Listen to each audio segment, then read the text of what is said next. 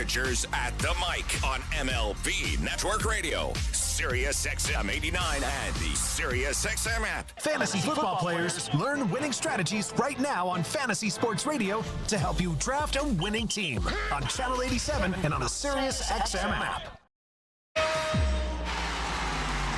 Time on the Sportsnet Radio Network.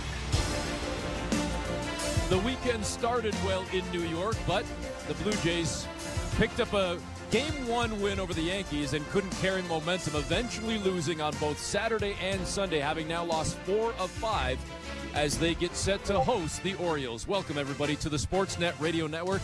Eric Smith and Madison Shipman with you, alongside host and producer Nick Blackmore and technical directors Tom Young and Andrew Adams. Toronto Blue Jays baseball is brought to you by the local family-owned Crown Rust Control Centers in Rhinefeld, Manitoba, and Kenora, Ontario. Protect your vehicle from rust today. Find your local family-owned Crown at crown.com, Canada's #1 rust protection. Chirs Bassitt takes to the hill for Toronto. Grayson Rodriguez for Baltimore as the Jays host the O's after losing 3 of 4 in Baltimore last week. It's the Blue Jays and Orioles. The first pitch right around the corner. You're listening to Blue Jays baseball, streaming on the Sportsnet app, sportsnet.ca, and across the Sportsnet Radio Network. Timber Mart is Canada's building center, a solid neighbor to call upon when you've got a job to do. Your dependable home improvement store that offers the added value of Air Miles reward miles with every purchase of $15 or more. Visit timbermart.ca. At Crown Rust Control, protection runs deep because every Crown Rust Control Center is owned by a local family who cares beyond business. Your Crown Rust Control is 100% committed to their product, to you, to their community. Hey, Insiders. All right, check out our Instagram and our TikTok. We are live for the first time in TSI history for the Blue Jays on Instagram and Twitter tonight. TikTok, we're only at 154 followers. So please go down and check it out on TikTok at TS_Insider and drop us a follow. We need to get to 1,000 before we can start doing live games over there as well. But tonight, we're doing live here on YouTube as well as on Instagram and Twitter. So please go check us out over there and give us a heart, a follow, whatever on those pages as well. We'll see you guys back in the chat. Go Jays, go. Man and a truck, the movers who care. Timber Mart always has plans to help you with your plans. Your home, your cottage, your garage, whatever needs your attention first, check the most visited spot on our website for ready-to-order plans to get the job done with Canada's building center. Visit timbermart.ca. The biggest names in NASCAR talk are now with Sirius XM. Hey, this is Denny Hamlin, host of Actions Detrimental, driver of the number 11 Toyota for Joe Gibbs Racing, and co-owner of 2311 Racing. Join me and my co-host Jared Allen every Monday for a recap of each NASCAR race from the driver's seat. We'll break down how my race went and hopefully ending in victory lane.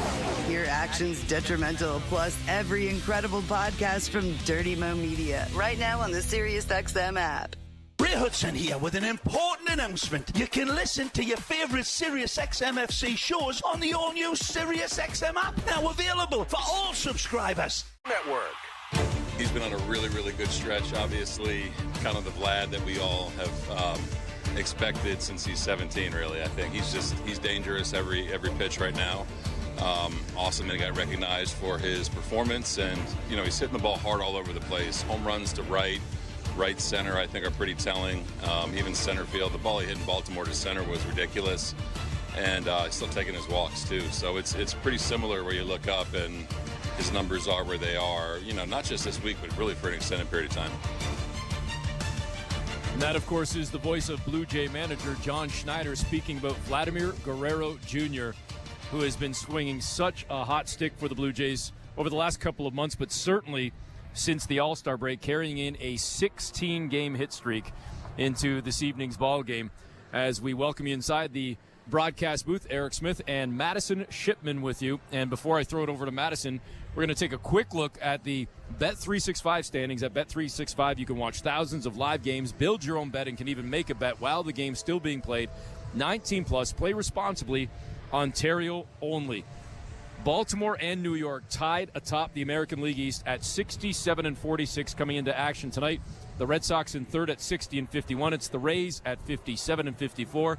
And the Blue Jays, unfortunately, at the bottom of the East at 51 and 61. But Madison, this, much like this past weekend in New York, is an opportunity for the Blue Jays to kind of play the upset and to play a role in some way, shape, or form with how things are playing out with Baltimore and New York. And you get to see some of these young players up against some of the top teams in the AL East, of course, with New York and Baltimore, like you said, being tied right up there at the top. But you've got a lot of young players for Baltimore, especially when you look back last season, even the season before that have really stepped up for Baltimore at such a young age. And so now the Blue Jays are kind of looking at their lineup thinking, who are some of the young guys that we can continue to see step up, especially with the way that Vladimir Guerrero Jr. has been hitting the ball recently. You've got to imagine that he's going to be a big leader for some of these younger players, just to be able to watch what he does up at the plate and his approach and his game plan before every single game, something that they can learn and try to pick up some of the tendencies that he has to continue to get better, not just through the rest of this season, but possibly even carrying over into 2025. And if you're keeping track at home, there's already one error on my score sheet because I said a 16-game hit streak. That, of course, is since the All-Star break. It's a 17-game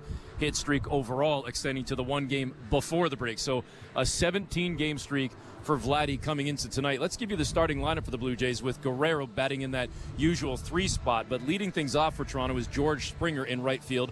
It's Joey Loperfido batting second in left field. Vladdy at that number 3 spot, playing at first base tonight. Spencer Horowitz, the DH tonight in the cleanup spot. Alejandro Kirk, number 5 hitter in the lineup. The catcher, Dalton Varsho, in center field batting 6th. Ernie Clement at short batting 7th. Addison Barger batting 8th at third base.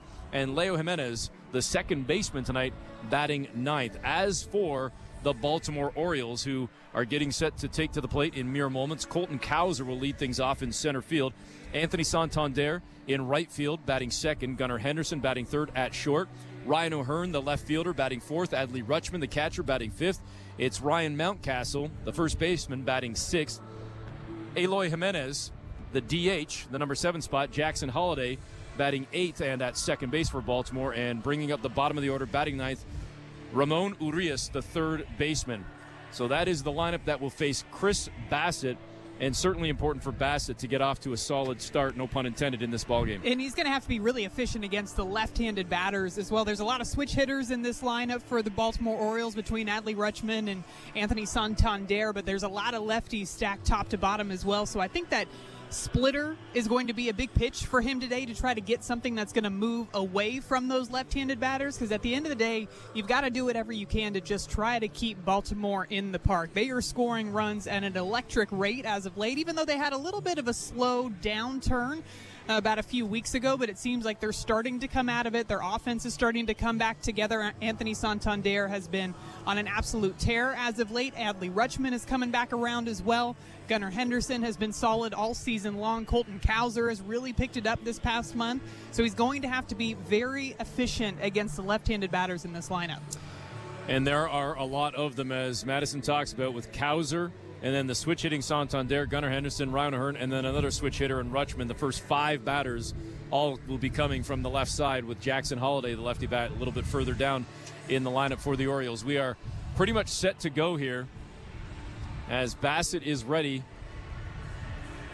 for Cowser to step up to the plate. It's 6 straight at home for the Blue Jays, as they've got 3 against Baltimore. And then Oakland comes to town on the weekend for Friday, Saturday, and Sunday, before the Blue Jays then hit the road against the Angels and the Cubs for 6. And it's 10 straight against the American League East, as they had 4 in Baltimore, 7 in New York, and now 3 more against these Orioles. And we are indeed set to go with Bassitt on the rubber and Alejandro Kirk behind the plate. The roof open at Rogers Center, and the first pitch coming in at 7:09 Eastern Time, and it's outside, ball 1.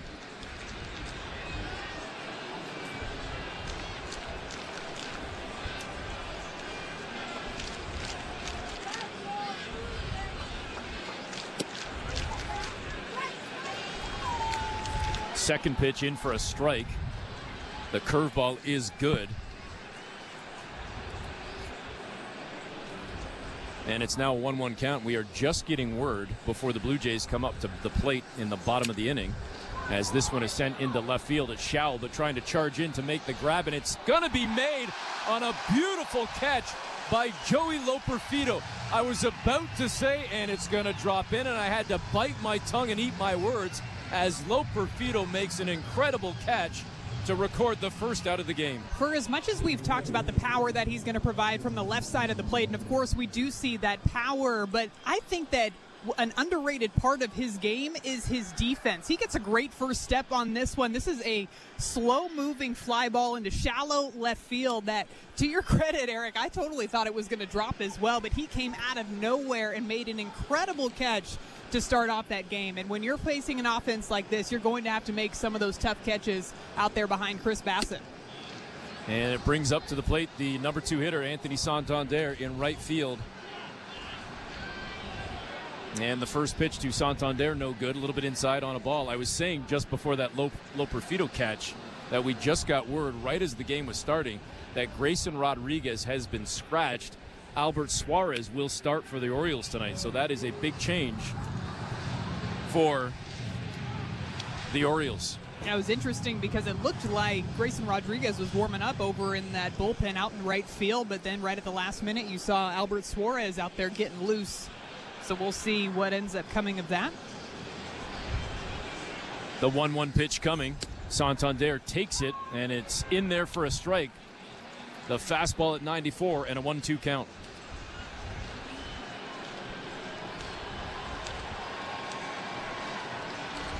Crowd starting to buzz a little bit.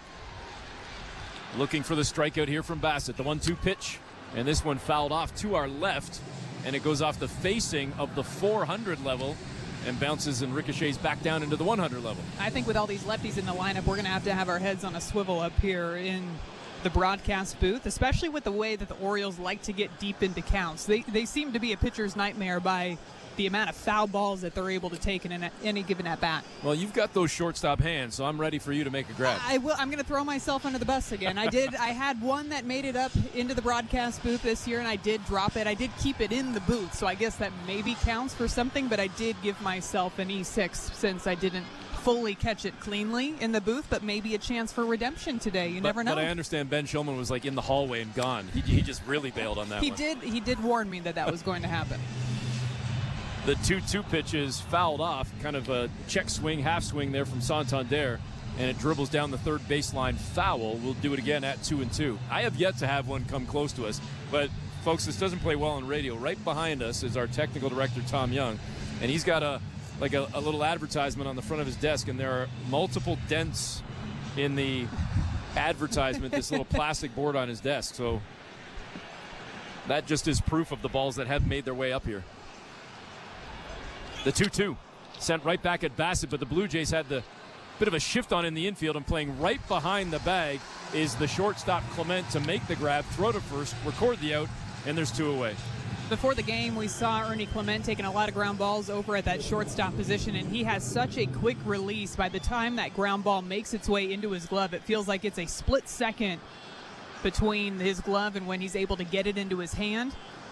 Knows he has some time with Santander running down to first base, make sure he has his feet underneath him, and makes a solid throw over to first. First pitch to Gunnar Henderson, outside, no good. It's a 1-0 count. First inning is brought to you by Armstrong Bird Food. Bring nature to your backyard with Armstrong. Feeding Blue Jays since 1986. Visit ArmstrongBirdFood.com. No score, top of the first, 2 out, nobody on. Henderson, the number 3 hitter, swings at the next pitch, and it's a 1-1 count. Bassitt got him with the changeup. There's that changeup that we said was going to be really important against these lefties, especially when you throw that sinker for a first pitch ball. Try to bring something else in there into that strike zone. That's maybe a different speed to get a big swing and miss. The 1-1 pitch, swing and a miss. And now Bassitt ahead in the count, 1-2. Got him with the sinker, clocked at 93. And again, the crowd starts to buzz. No official count yet. It's very early, but looks like a pretty decent crowd. You can always tell by how much the 500 level is full or not, and it's, I'd say, at least 75% full. And Bassitt just sat down Henderson. He looked completely baffled by that cutter and he goes down swinging with the strikeout. Baltimore goes down 1-2-3. To the bottom of the first we go. No score. You're listening to Blue Jays Baseball, brought to you by your local family-owned Crown Rust Control Center, streaming at sportsnet.ca and the Sportsnet Radio Network. At Crown Rust Control Center, protection runs deep because every Crown Rust Control Center is owned by a local family who cares beyond business. Your Crown Rust Control Center is... Hey Insiders, thanks for hanging out with us tonight for the Blue Jays matchup against the Baltimore Orioles. Really appreciate you guys being here and chatting it up. Let us know in the chat who you want to watch with these new Blue Jays players. Who's exciting you the most out of all these prospects that we just picked up at the trade deadline? Let us know in the chat who you're looking out for, and we'll see you guys back in the chat. Make sure you guys have hit that thumbs up button, that like button. Every single like that we get in here brings more and more Blue Jays fans into the chat and helps grow this amazing community. Back to the baseball. See you in the chat. Of the Toronto Blue Jays. Visit homedepot.ca and search GAF to learn more about how GAF Timberline HDZ roofing shingles can elevate your home to the next level. GAF, we protect what matters most. At Bet365, we don't do ordinary. That's why we introduced in-game betting. Because when the game starts, the action doesn't stop. With in-game betting, you can wager on game props, player props, totals, and the money line. And remember, in-game, you can track your same-day parlay with the option to cash out. Check out in-game betting and find out why. It's never ordinary at Bet365. Must be 19 years or older. Ontario only. Please play responsibly. If you or someone you know has concerns about gambling, visit connexontario.ca. Hey, this is Kevin Gosman. You're listening to Toronto Blue Jays Baseball on the Sportsnet Radio Network.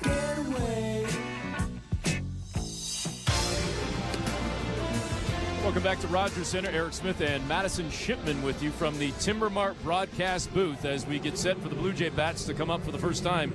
And again, a late change as Albert Suarez is into the game for Baltimore to start. It was supposed to be Grayson Rodriguez, 13-4 on the season, but instead a late scratch, and Suarez comes in to start this ball game. Hopefully a big break for the Blue Jays. Suarez 5-4 has still pitched pretty well this year for Baltimore. Yeah, he signed with the Orioles last September, and they've been working on some adjustments with him to try to increase his power to home plate. Played some winter ball in Venezuela. Going to see what he can do against these Blue Jays today. First batter he faces is George Springer.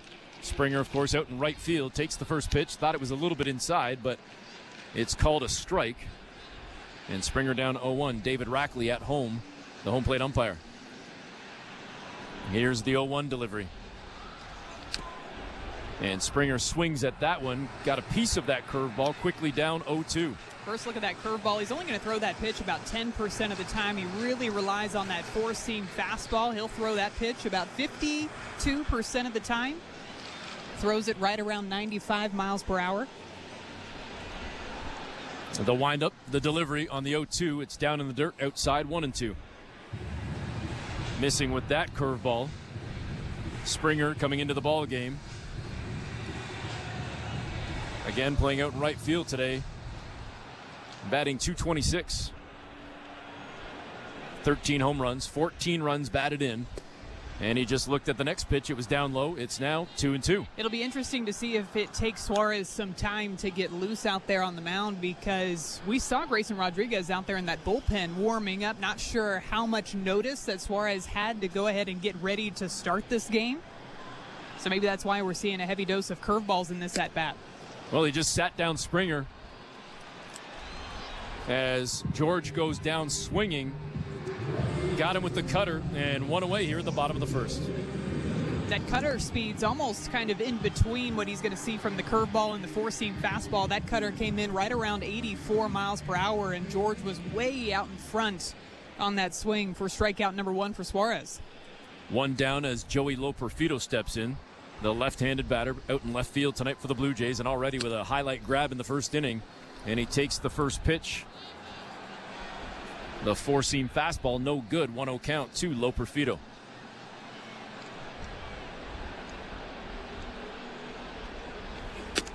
Next pitch, in for a strike. He thought that was high, and based on what we're seeing, I think Joey was probably right. Yeah, it definitely looked like a good take. I thought that pitch was at least one ball above the strike zone. pitcher's dream if you're going to get that pitch called all day. Here's the 1-1 delivery. And Loperfido sends it foul up and over the Blue Jay dugout, about 30 rows deep. And a nice grab there by some fan. The one-handed stab. Loperfido down 1-2. Still early in the game, but it does seem like a very energetic crowd today, too. I do think it could have something to do with that roof being open. Beautiful night for baseball here in Toronto. And they only cracked it about 45 minutes, maybe an hour at most before the ball game, as there was quite a bit of rain in Southern Ontario, in the GTA for most of the day today. Loperfido looks at the 1-2 pitch. It's high. The fastball no good. It's 2-2. And I was getting the feeling, too, before this game that you were a little nervous the roof might not open up. I'm a big roof open guy. Yeah, you had your eyes on the roof for a long time, but it finally made its way open. 2-2 pitch comes inside, and Loperfido dances out of the way, and the count is full. I just find this ballpark, I mean, I like it in general, no doubt, but major difference, roof closed versus roof open. I think you would have preferred the roof closed had the Yankees even had a roof this past weekend with all the rain delays. I was that were in thrilled by that hour 45 rain delay the other night in the 8th inning. That was fantastic. Where else would you rather be? Loperfido fouls off the 3-2 straight back into the backstop, and we'll do it again at 3-2. That game got interesting, though, once it resumed. Made its way into the 10th inning. Even brought in a 5th infielder, or Loperfido, who's up at the plate right now, was playing first base at the end of that ball game. The 3-2 pitch, and Loperfido sends it back, and it was headed straight back our way, but it needed more juice. That fell down into about the 15th row or so. But I saw your hands up, ready to go. I'm going to be ready mostly to make sure that I block the baseball from hitting my laptop, I guess, priority number one. Again with the 3-2 pitch. Suarez to Loperfido. Swing and a miss. Back-to-back strikeouts to start this game, and the Blue Jays have 2 away. It's a really good-looking changeup from Suarez, too, because everything else prior to that last pitch in the at-bat had been in the upper part of the zone, especially those four-seam fastballs. He was really making sure that they were in the top part of the zone to Loperfido. And then on that last pitch, the 8th pitch of the at-bat, he throws a beautiful changeup on that low and outside corner. So it brings up Vladimir Guerrero Jr. with 2 away here in the first inning. No score, and Vladdy swings at the first pitch, sends it pretty high in the air, but only out to first base. And now a little miscommunication there as Jackson Holliday came over, but then at the last minute, Ryan Mountcastle said, no, I got this one. He makes the grab and sits down the Jays. So Toronto also goes down 1-2-3. We head to the second inning. No score. You're listening to Blue Jays Baseball, brought to you by your local family-owned Crown Rust Control Center, streaming at sportsnet.ca and the Sportsnet Radio Network. After 10 years, Billy Joel's residency at Madison Square Garden has come to an end. Feel the energy and emotion of the final concert. And hear every magic moment. Playing throughout the week, exclusively on the Billy Joel channel. The final residency concert. SiriusXM, Channel 79, and on the SiriusXM app. Are you regretting eating that gas station hot dog? Yeah, we know. We've been there too. This is a message for baseball fans like you. Did you know that you get a channel that's talking baseball 24/7 as part of your SiriusXM subscription? What? Our lineup includes shows hosted by former big leaguers and executives. Plus, you'll hear from 17 managers each week. MLB Network Radio is on SiriusXM Channel 89, or just search MLB Network Radio on the SXM app. SiriusXM Sports. We're more than just a game. Hello, Blue Jay fans. I'm Craig Ballard, host of your daily Locked On Blue Jays podcast. Locked On Blue Jays is part of the Locked On Podcast Network, your team every day. Locked On Blue Jays brings you the latest Blue Jays news and analysis and breaks down all of the action.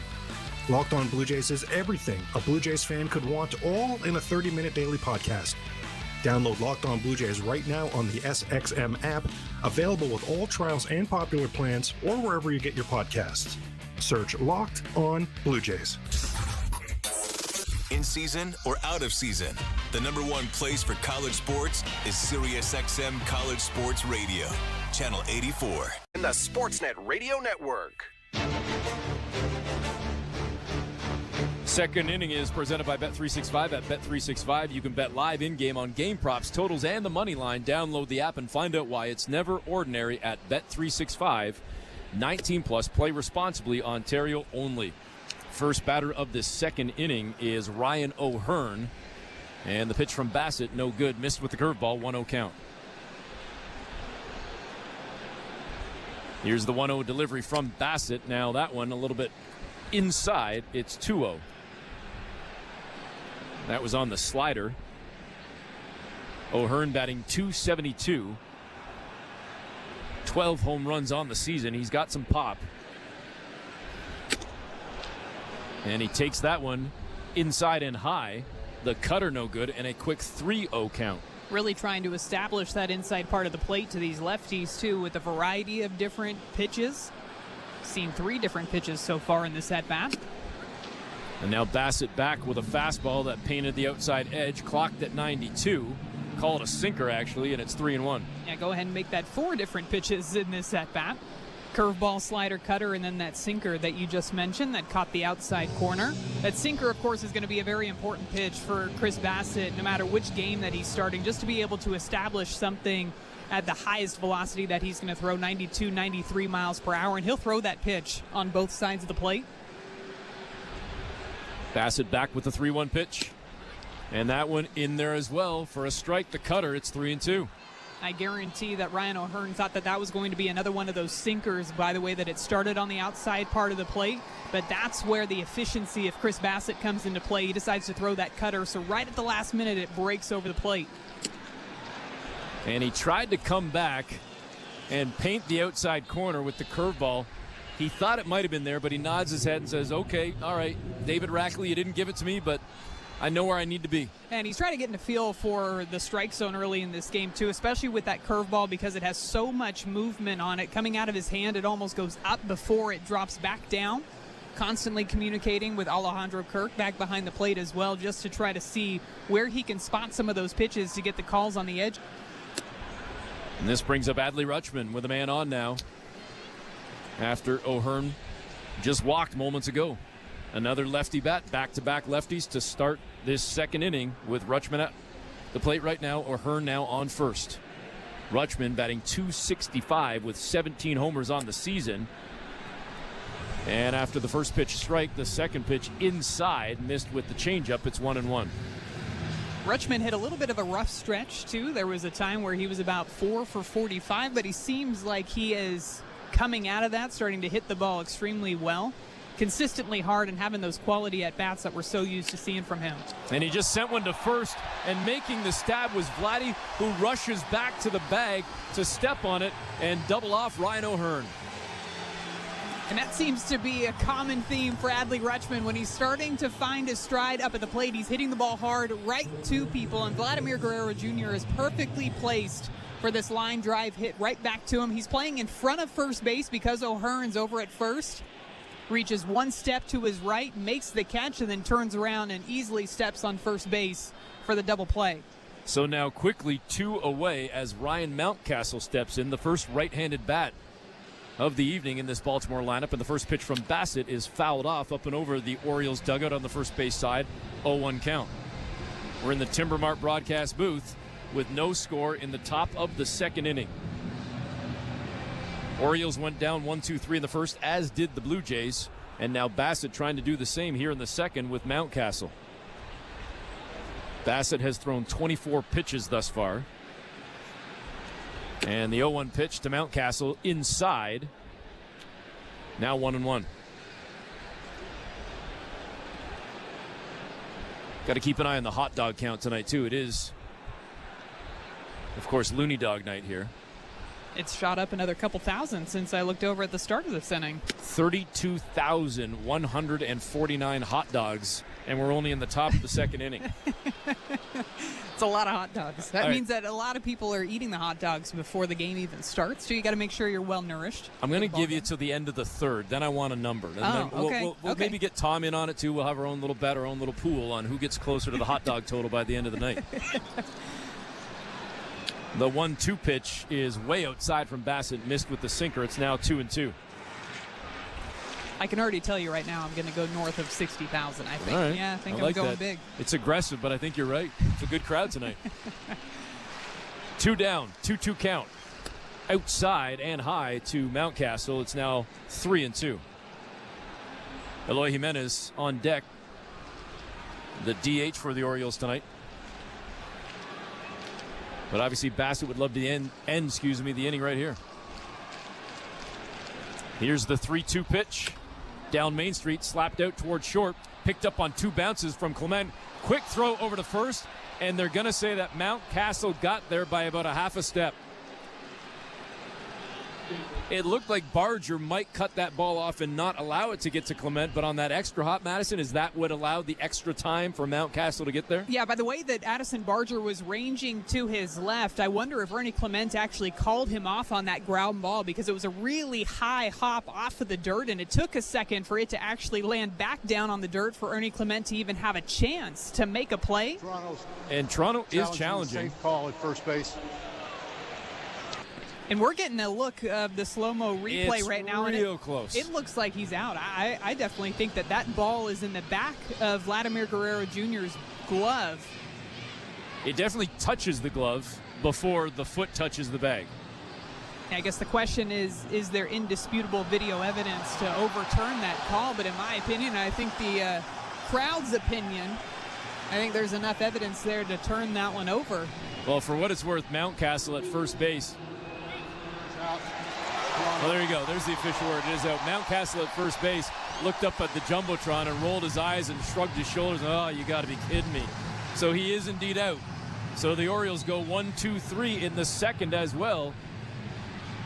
After a double play ball on a nice stab at first by Vladdy, and then the nice scoop from Vladdy ends the inning as well. We go to the bottom of the second, no score.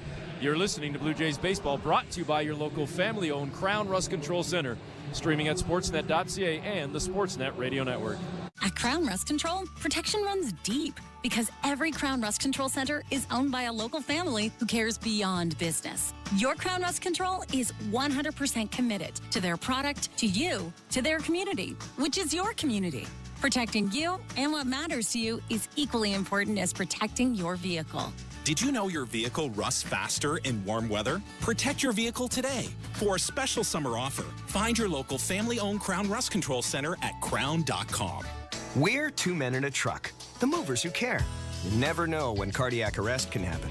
That's why each and every one of our trucks carries a life-saving Mikey defibrillator as part of our Mikey on Board program. Whether we're on the highway or in front of your house, we're prepared to help anyone whose heart may skip a beat. The Mikey Network has saved many lives, making Mikey's accessible to the public. And now they're on board our trucks. We're 2 men in a truck. 2 men and a truck, the movers who care. George Springer takes his love for hockey seriously. It's even starting to show in his post-game press conferences. All right, first. Hey, George, big catch by Dalton there in the 8th. You know, Varshy's a grinder. Really felt like a team effort tonight. 26 guys. Takes all 26 guys. Yeah, bud. This one was a barn burner. Just tried to get the barrel on it, eh? Yeah, that was a beauty, eh? Those guys were chirping. They wanted to drop the mitts. Next. Get down to Rogers Center on August 7th and get your George Springer replica hockey jersey presented by TD. For tickets, visit BlueJays.com. This is Toronto Blue Jays baseball. Springer started right, coming in, leaps and makes the catch full stretch. On Sportsnet 590 The Fan and the Sportsnet Radio Network. Bottom of the second inning, and the first pitch into Spencer Horwitz, the left-handed bat of Horwitz. Ball, it's a 1-0 count. The fastball no good from Suarez. Albert Suarez with the emergency start tonight after Grayson Rodriguez was scratched just before the start of this ball game. And now the second pitch is fouled off by Horwitz. It's now 1-1. Spencer tonight, the DH in the Toronto lineup. Average sits at 276 now. And here's the 1-1. Outside 2-1.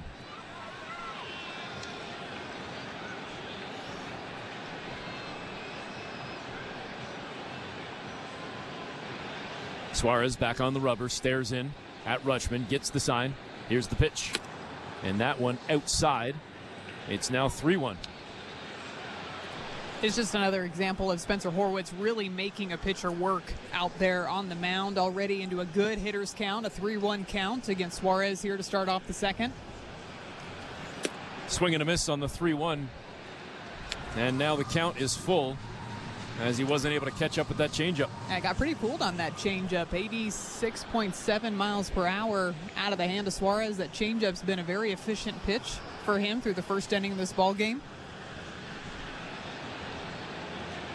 Here's the 3-2 delivery.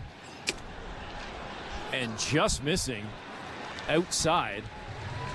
They check down at third base, and umpire Chris Siegel says, nope, that was good. It's all good. And Horwitz takes the free pass, walking down to first. Just really seems like Horwitz has this way of having a quality at bat when he steps up to the plate, whether it's reaching via a walk or really making a pitcher get deep into a count, seeing a lot of different pitches. Just seems like he's got a great eye and a great feel for his bat up at the plate. Brings up Alejandro Kirk, and the first pitch looked not only high but outside, and it's called a strike. Kirk steps out of the box for a minute, shakes his head in frustration, and then digs back in. He's down 0-1 now with Horwitz out at first. The right-handed bat of Kirk against the righty Suarez. The 0-1 pitch, swing and a miss. And quickly down 0-2. If I'm Alejandro Kirk, I'm turning back to my dugout, making sure that Chirs Bassitt sees where some of those pitches are being called way outside of the strike zone and saying, hey, if they're going to get it called for the Orioles, we better get it called when we're back on defense. Here comes the 0-2 pitch. Down low, outside, almost in the dirt. It's 1-2.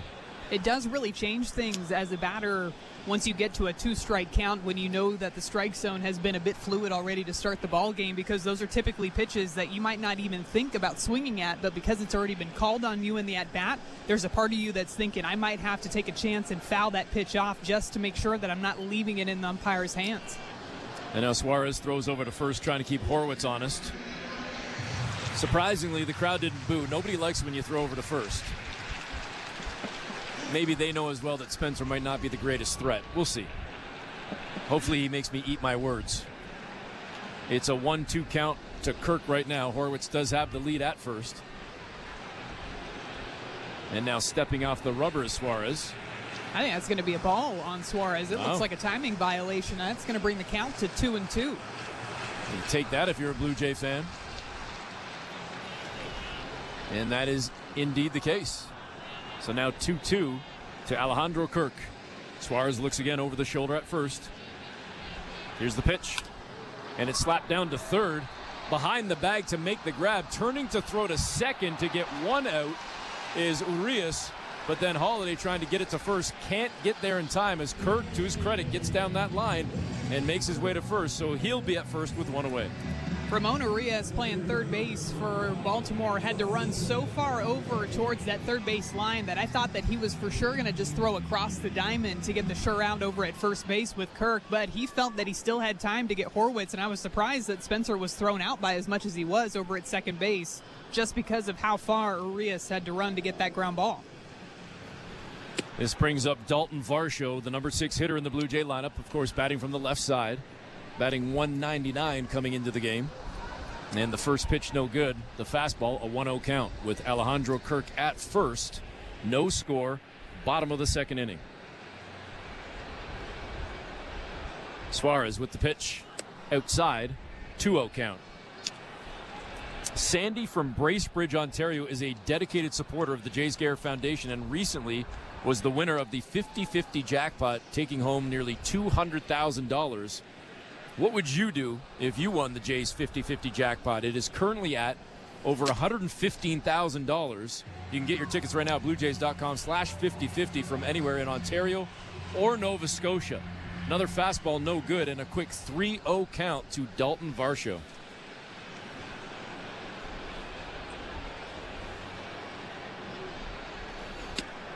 And the 3-0 in for a strike. Varsho taking the whole way. The fastball is good for Suarez. It's 3-1.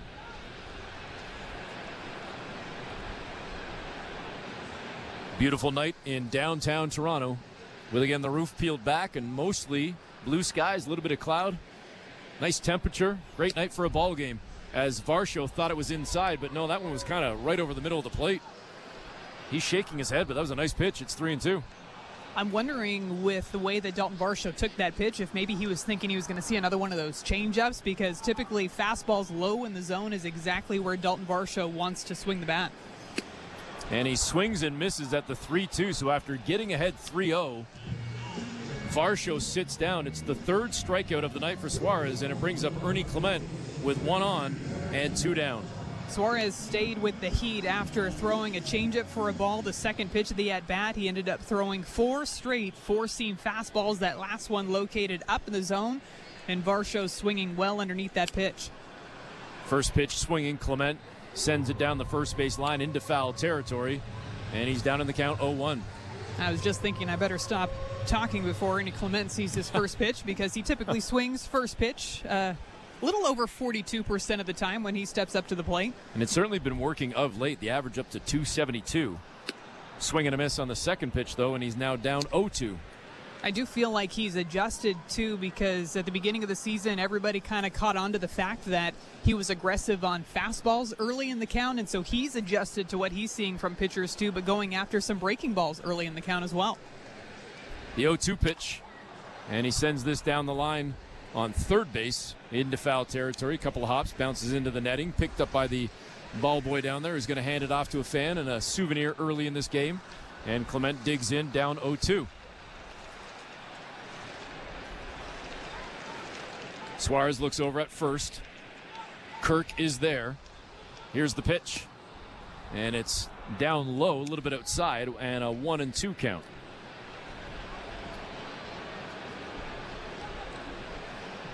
No score here in the bottom of the second inning.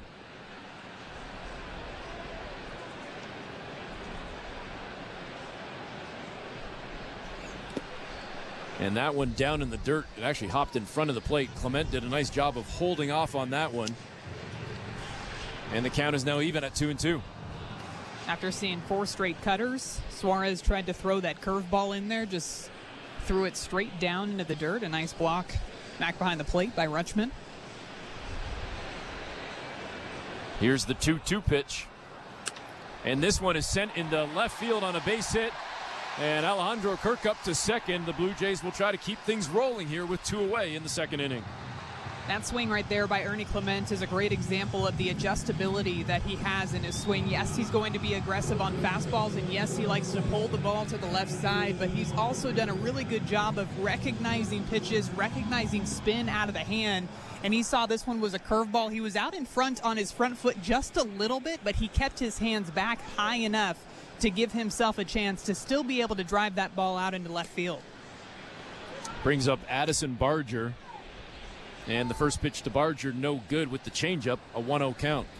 Batting 198 coming into action. Last week against Baltimore, had his first and then eventually second career home runs at Camden Yards. And now he's ahead in the count 2-0 as the curveball is no good from Suarez. One of those home runs was off of Grayson Rodriguez, who was supposed to start today's ball game for the Orioles. Somebody who throws that fastball 95, 96 miles per hour consistently. And before the ball game, John Schneider, and I'm paraphrasing here, basically said, Barger's been swinging well, hitting the ball well. We just wanted to find a way to get him in the lineup. Barger tonight playing at third base for the Blue Jays. Now ahead 3-0, and he's taking the whole way. That pitch catches the inside edge. It's 3-1. Barger is somebody that has so much power, and he's so strong in the batter's box. I think it was just a matter of getting him to slow things down a little bit with his rhythm and even with his load and his setup in the box. Barger slaps at one, shows some of that power right there. Just missed as he sends a flaming shot down the left field side, deep into the stands, and it's now 3-2. He's made some changes with the way that he stands in the box, too. He's not quite as open in his stance as he was at the beginning of the year. His leg kick isn't quite as high, so just slowing things down just a bit and really trusting in the speed that he has and his bat speed to get through the zone. The 3-2 pitch with the runners going, and Barger, unfortunately, strikes out. So the Jays leave 2 on. We head to the third inning. No score. You're listening to Blue Jays Baseball. Brought to you by your local family-owned Crown Rust Control Center, streaming at sportsnet.ca and the Sportsnet Radio Network. At Crown Rust Control Center, protection runs deep because every Crown Rust Control Center is owned by a local family who cares beyond business. Your Crown Rust Control Center is 100% committed to their product, to you, to their community, which is your community. Protecting you and what matters to you is equally important as protecting your vehicle. Did you know your vehicle rusts faster in warm weather? Protect your vehicle today. For a special summer offer, find your local family-owned Crown Rust Control Center at crown.com. If you're looking for a fun day, did you know the day before Monday? It's Junior J Sunday. You can paint your face, come and meet Ace and run base to base. On Junior J Sunday, so many things to do. You could bring your crew and even mom and dad too. Junior J Sunday. Sundays are for Junior Jays. Get to the ballpark early to enjoy outdoor activities before continuing the fun inside while you cheer on the Blue Jays. If you're feeling the song, grab your dad or mom, visit BlueJays.com. Junior J Sunday. At Bet365, we don't do ordinary. That's why we introduced in-game betting. Because when the game starts, the action doesn't stop. With in-game betting, you can wager on game props, player props, totals, and the money line. And remember, in-game, you can track your same-day parlay with the option to cash out. Check out in-game betting and find out why. It's never ordinary at Bet365. Must be 19 years or older. Ontario only. Please play responsibly. If you or someone you know has concerns about gambling, visit connexontario.ca. Hey, this is Bo Bichette. You're listening to Toronto Blue Jays baseball on the Sportsnet Radio Network. Third inning is brought to you by the local family-owned Crown Rust Control Centers in Rhinefeld, Manitoba and Kenora, Ontario. Protect your vehicle from rust today. Find your local family-owned Crown at crown.com, Canada's #1 rust protection. Chirs Bassitt on the bump for the Jays, top of the third inning. And the first pitch in to Eloy Jimenez is no good. The splitter missing. It's a 1-0 count.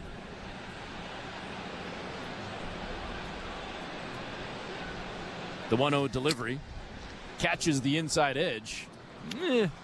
Take it and run if you're a Blue Jay fan. Might have been a little too much inside, but it was called a strike. Hey, you know what? I think Alejandro Kirk's excited about that call because of one of the pitches that was called for a strike against him that was nowhere near the zone. And the 1-1 outside, way outside, down in the dirt. It's 2-1. No score here in the top of the third inning. Baltimore has yet to register a hit. Their only base runner was thanks to a walk that led off the last inning. But then Ryan O'Hearn was quickly doubled off after Adley Rutschman lined out to first base. Vladdy made the stab, then stepped on the bag. So it's been a pretty solid start thus far for Chirs Bassitt. Now even in the count against Jimenez, 2-2.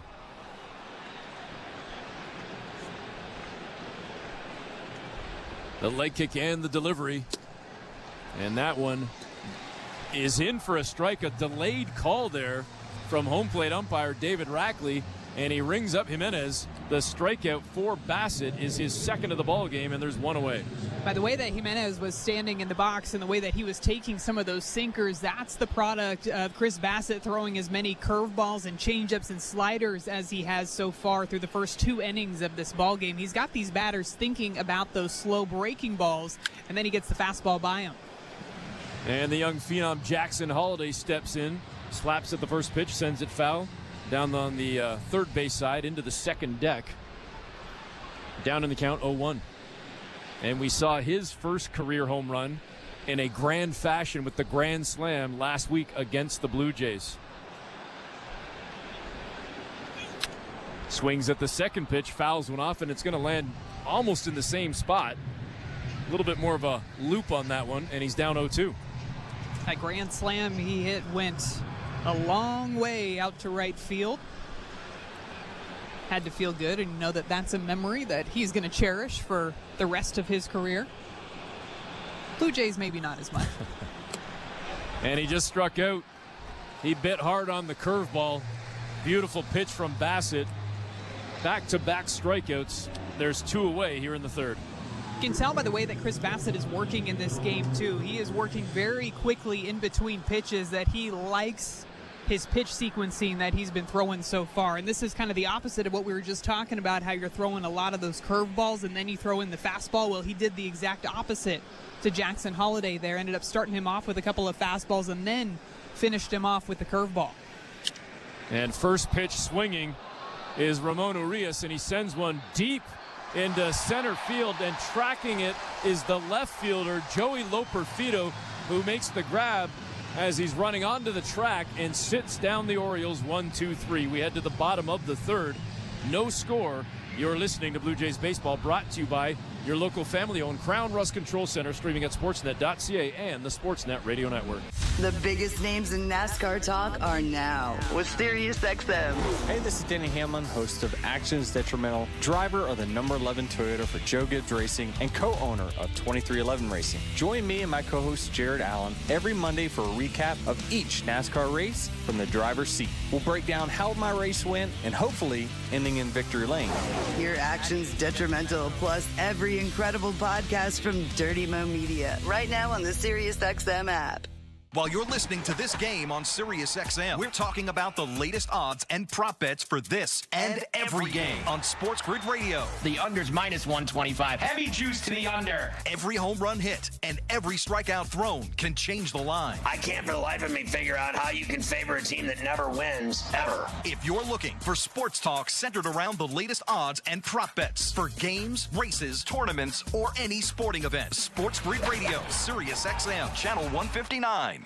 I'm John Paul Morosi, host of the SiriusXM original podcast, The Road to Cooperstown. Each week, I talk with a Baseball Hall of Famer about the challenges they overcame to become an all-time great. It is a hard game, and mentally it's hard. My legs started shaking. They pretty much knew I was going to have lung surgery after the season. I wasn't for sure. Would I ever play baseball again? The Road to Cooperstown is the official podcast of the National Baseball Hall of Fame and Museum. Episodes are available now on the all-new SiriusXM app or wherever you get your podcasts.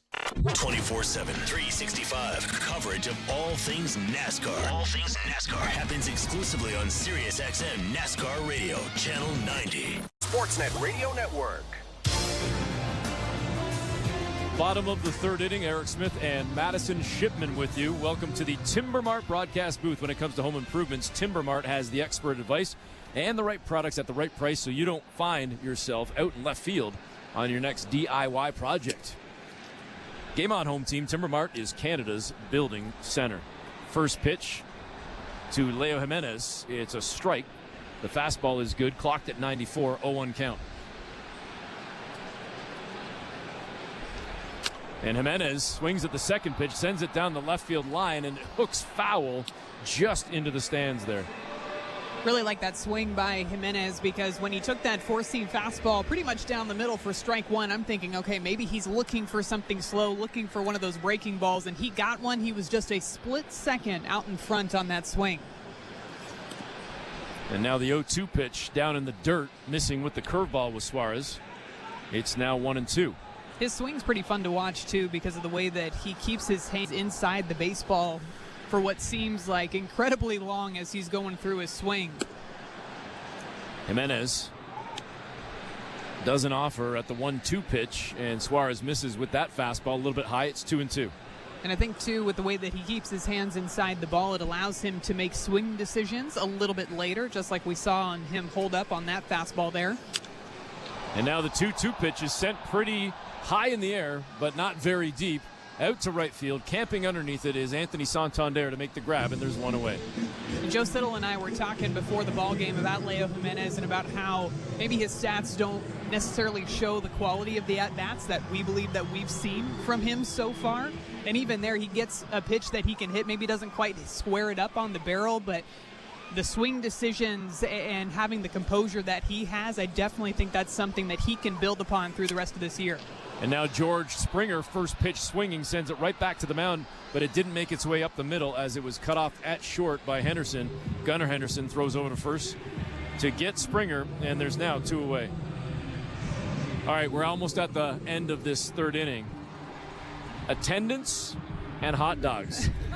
I need a number from you. We're now at 40,814 hot dogs. Man. You have a number for me? You said you were going 60 plus. Yeah, I am. I'm thinking 61.5 is where I'm sitting right now. That feels right. Just feels right. Okay, I'm going to guess that the attendance is 35,726. Very specific. And the hot dogs, thus, are going to be 64,212. We'll see. Lo Perfido swings at the 1-0 pitch. Sends it sky high, but not very deep. Out into left field. Ryan O'Hearn makes the grab, and that will do it for the Blue Jays. We head to the fourth inning. Still no score. You're listening to Blue Jays Baseball, brought to you by your local family-owned Crown Rust Control Center. Streaming at sportsnet.ca and the Sportsnet Radio Network. The biggest names in NASCAR talk are now with SiriusXM. Hey, this is Denny Hamlin, host of Actions Detrimental, driver of the number 11 Toyota for Joe Gibbs Racing, and co-owner of 2311 Racing. Join me and my co-host Jared Allen every Monday for a recap of each NASCAR race from the driver's seat. We'll break down how my race went and hopefully ending in victory lane. Hear Actions Detrimental plus every incredible podcast from Dirty Mo Media right now on the SiriusXM app. Every night after the final out, the Round Trip Roundup brings you the scores, highlights, and analysis from every game across Major League Baseball, all in less than 30 minutes. Swung on and missed, strike three and a no-hitter. It's the perfect way to get caught up on all the night's biggest home runs and best performances. And a high drive, deep right center. It's the Round Trip Roundup on MLB Network Radio every night on SiriusXM Channel 89 and every morning on the SiriusXM app. The NFL Radio Training Camp Tour is here. The process with all our players is to come out and improve and get better each day. Nobody gets you ready for the 2024 season like we do. For the veteran players, they want to see the guy earn the job. Don't miss analysis from our experts and interviews with head coaches, executives, and players. We embrace this portion of our journey. We're just here to work and get better. Hear coverage of the National Football League all year long on NFL Radio Channel 88 and the all-new SiriusXM app. Our goal is to win the Super Bowl. That's it for us. Hear every stop of the 2024 Training Camp Tour on NFL Radio Channel 88 and the all-new SiriusXM app. Radio Network.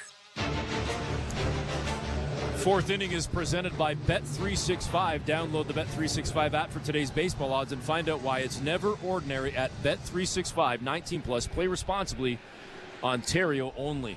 The hot dog count approaches 42,000 on Looney Dog Night here, a Tuesday night at Rogers Center. And Chirs Bassitt in with a first pitch strike to Colton Cowser, who also is riding a 17-game hit streak, entering action tonight, matching Vladdy's 17. Batting .252 on the season with 16 home runs. The 0-1 pitch is sent into right center. It's high, but should be plenty of room out there for George Springer to indeed get underneath it, make the grab, and there's one away. Going to be keeping an eye on the pitch mix for Chirs Bassitt as we go through the second time through the order against the Orioles, because he was really utilizing that curveball his last time around. So wonder if he sticks with that pitch with all these lefties in the lineup, or does he decide to go to something else? Maybe he starts to throw that splitter a little bit more to these left-handed batters. You know what's going to affect the hot dog count? It's already the top of the fourth inning. Chirs Bassitt, knock on wood, is moving pretty quickly right now, as is this game. People maybe just can't keep up with the hot dog consumption based on the speed of the game. First pitch by Santander sent way foul deep into the stands. On the first base side, it's an 0-1 count. Really, between Suarez and Bassitt, they've been very efficient so far in this ball game, throwing a lot of strikes in the zone. Suarez in the zone about 46% of the time so far. Chirs Bassitt at 45%. Santander sends one up and over the Blue Jay dugout. Goes about 10-15 rows deep. And now he's down in the count, 0-2. A lot of 0-2 counts, a lot of 1-2 counts where batters are having to fight from behind, and a lot of it could have to do with the fact that Chirs Bassitt has 8 different pitches that he's going to throw at you. So if you're not looking for one particular pitch early in the count, then he's got 7 different ones that he can throw at each and every batter. Ooh. And that one fouled off by Santander, and it actually caught home plate umpire David Rackley. He kind of took a knee and then quickly got back up. Respect to David Rackley. It's like Kirk and Bassitt are going to give him a second, because this was a hard hit foul ball from Santander that hit him straight in that mask. And now his crew, all of the umpires, are going to gather down at home plate just to the left. And the Blue Jay training staff comes out to have a quick look at Rackley, obviously to make sure he's okay. We saw the replay from our Sportsnet TV friends, and as Madison said, it definitely did go right off the left side of the mask and ricocheted just off to the side, but the mask itself came flying off.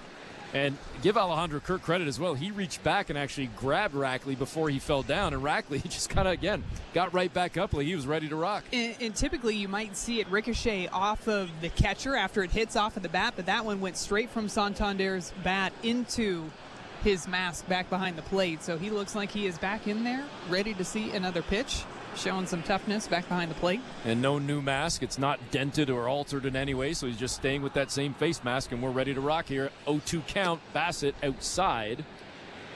A little bit low as well, or quite a bit low, 1-2.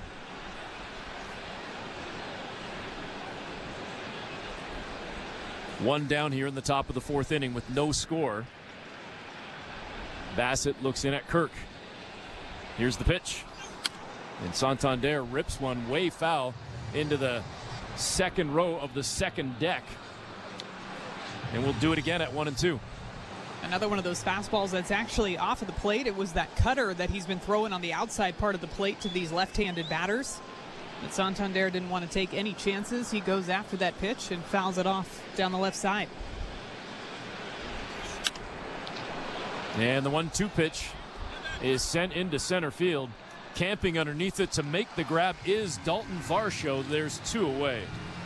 Outside of his breaking balls and some of the off-speed pitches that he's throwing, I really like the combination of that sinker and that cutter that he's using on the outside part of the plate to the lefties, because both of those pitches are going to slightly break in different directions, but the way that these batters are swinging at them, they're not quite picking up that break soon enough to hit it solid on the barrel.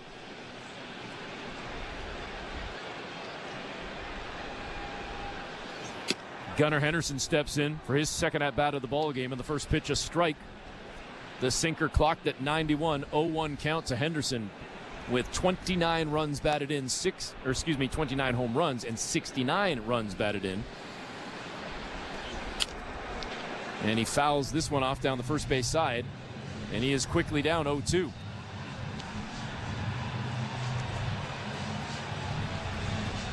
The out-of-town scoreboard is brought to you by the St. Louis Bar and Grill. Devilishly good since Toronto first raised the trophy in '92. Join them for wings, ribs, beer, cocktails, and catch every play at your local St. Louis Bar and Grill. Download the app or visit stlouiswings.com for more details.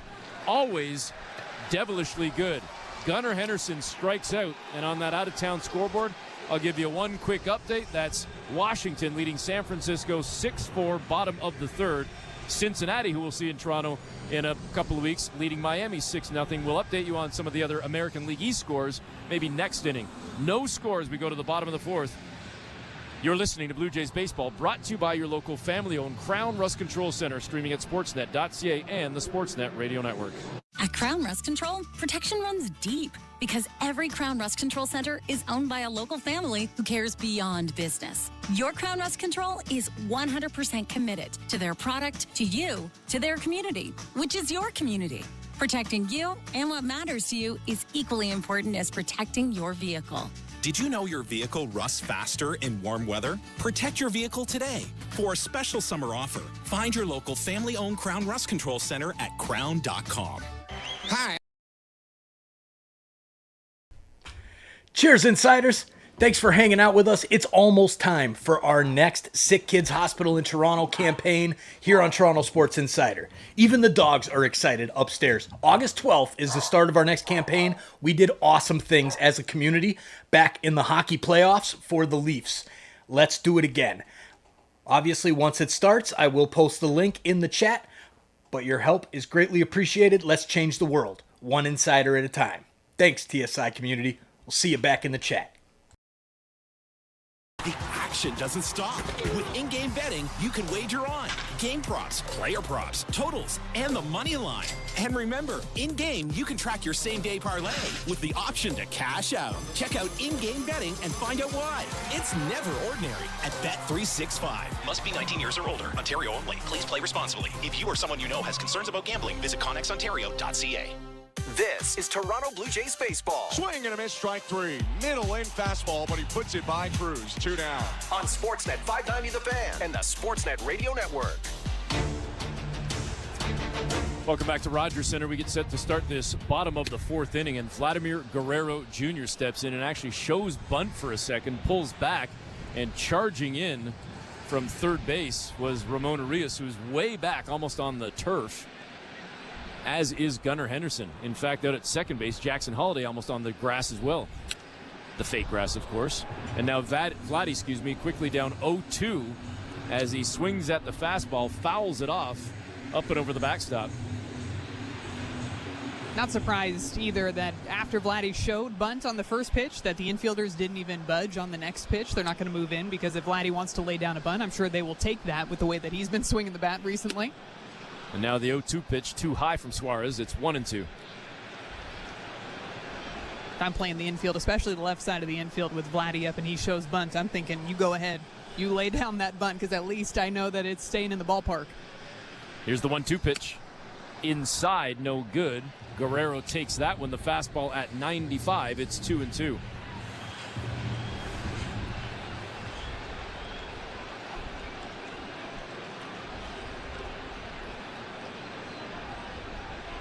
Suarez, this will be his 55th pitch. The 2-2 delivery.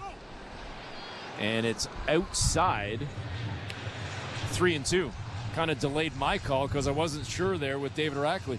Yeah, some of the calls that we've seen that have been a bit more out of the zone have been in the top part of the zone. So either missing up above the strike zone or up and away. That one a little bit further lower in the zone. It definitely looked like it was outside of that strike zone, but not by much.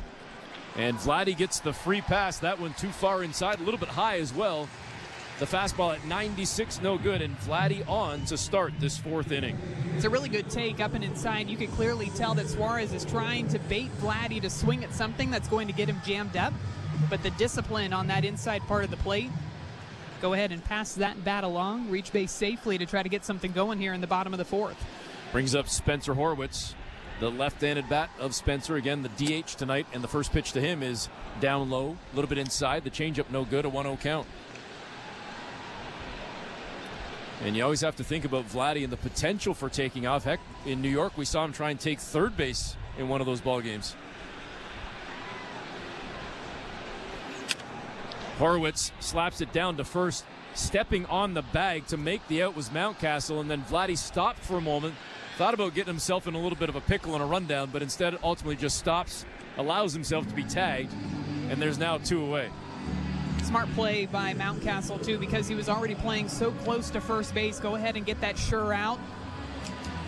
And you know you're going to have time to get Vladdy into a rundown in between first and second base.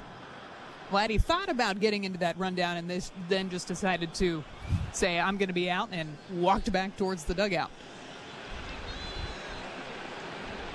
So after the Blue Jays thought they might threaten, there's 2 away, but Alejandro Kirk extends the inning with a base hit to left field, swinging at that first pitch. We've been talking about Vladdy and his hit streak, and rightfully so. Vladdy's been seeing the ball incredibly well, but somebody who's been underrated in this lineup too has been Alejandro Kirk. I feel like he has been seeing the ball extremely well, and he's one of those contact guys. He has the ability to hit a variety of different pitches, and this is one of those curveballs that just hangs right in the middle of the plate. Kirk sees it straight out of the hand and drives it hard out into left field. And first pitch swinging again. This time it's Dalton Varsho down the left field line, but it's going to make its way into the stands. And a long foul ball makes it a 0-1 count. Everybody's got a little bit of that Ernie Clement approach by going up there and swinging at the first pitch. And sometimes the first pitch of the at-bat might be the best pitch that you see, because what's every pitcher trying to do when they go out there and they see a new batter? They're trying to get ahead. So why not take advantage of it? We're in the Timber Mart broadcast booth in the bottom of the fourth inning. No score. Varsho fouls off the 0-1 pitch, and now he's quickly down 0-2.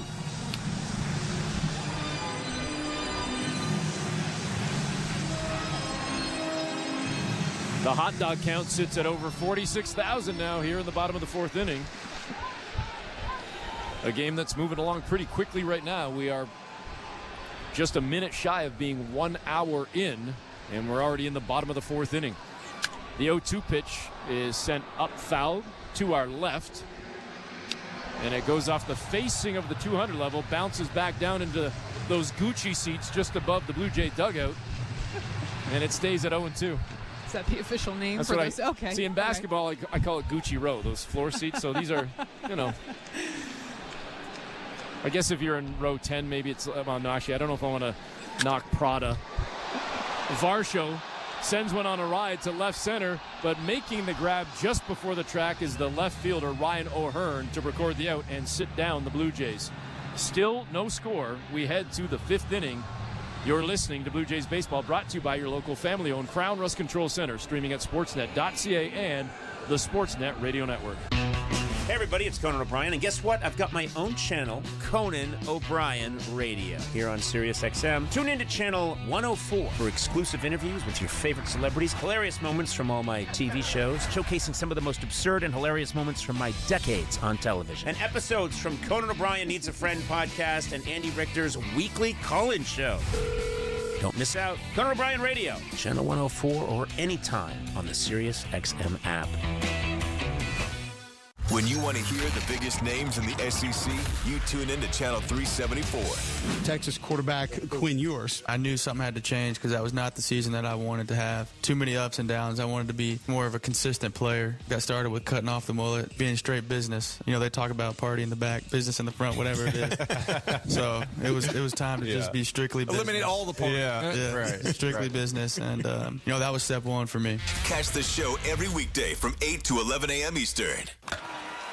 You love listening to baseball. You love talking about baseball, and so do we. That's why SiriusXM has the only channel on the radio dedicated to baseball 24/7. It's MLB Network Radio, SiriusXM Channel 89. News, opinions, passionate baseball talk from former players and GMs, plus interviews with players, managers, and executives, original specials, and much, much, much more. All baseball, every day, on your radio. If you can hear me right now, you've got MLB Network Radio, SiriusXM Channel 89, and on the SiriusXM app. Scotty Scheffler is the Masters champion. The biggest events in golf are on PGA Tour Radio, Channel 92 in the car, and on the SiriusXM app.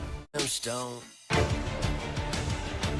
5th inning is brought to you by Desjardins Financial Group. Desjardins awarded another 150 grants worth $20,000 each to entrepreneurs across Canada. See how Desjardins cheered on small biz at goodsparkgrants.ca. No score here, top of the 5th inning.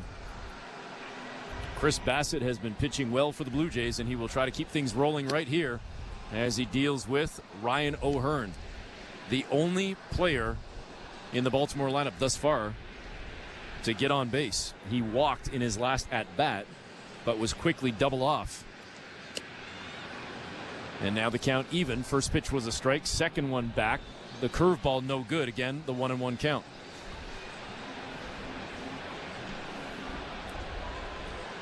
Bassitt comes back onto the rubber, looks in at the sign from Kirk. Nods his head. Here's the leg kick and the delivery. And this one is sent down the right field line. It's hooking, and it's foul. And that was a moonshot from Ryan O'Hearn that he missed on a solo home run by about 10 feet maybe. Just below the 500 level, too. He got all of that swing. I think it might have hit Jose Bautista's name out there in right field. It went up so high.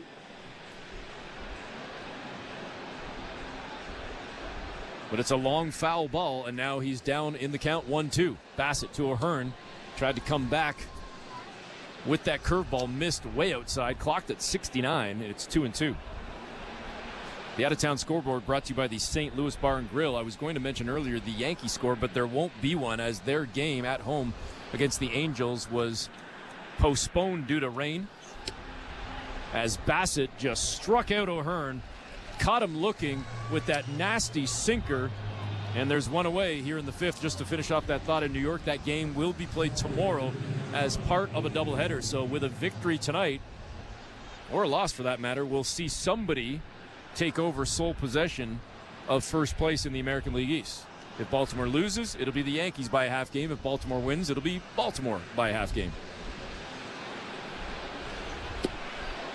First pitch in to Adley Rutschman, and that'll be a strike. 0-1 count to Rutschman. He chased after that curveball. It's really interesting watching this offense, who's pretty familiar with Chirs Bassitt, and they've gotten up there in their at-bats, and they look like they're very surprised at what they're seeing. Ryan O'Hearn takes that sinker on the inside part of the plate, clearly looking for something outside, and Adley Rutschman fooled on that first curveball. And now Rutschman quickly falls down 0-2 on a swinging strike there. Caught looking on that one.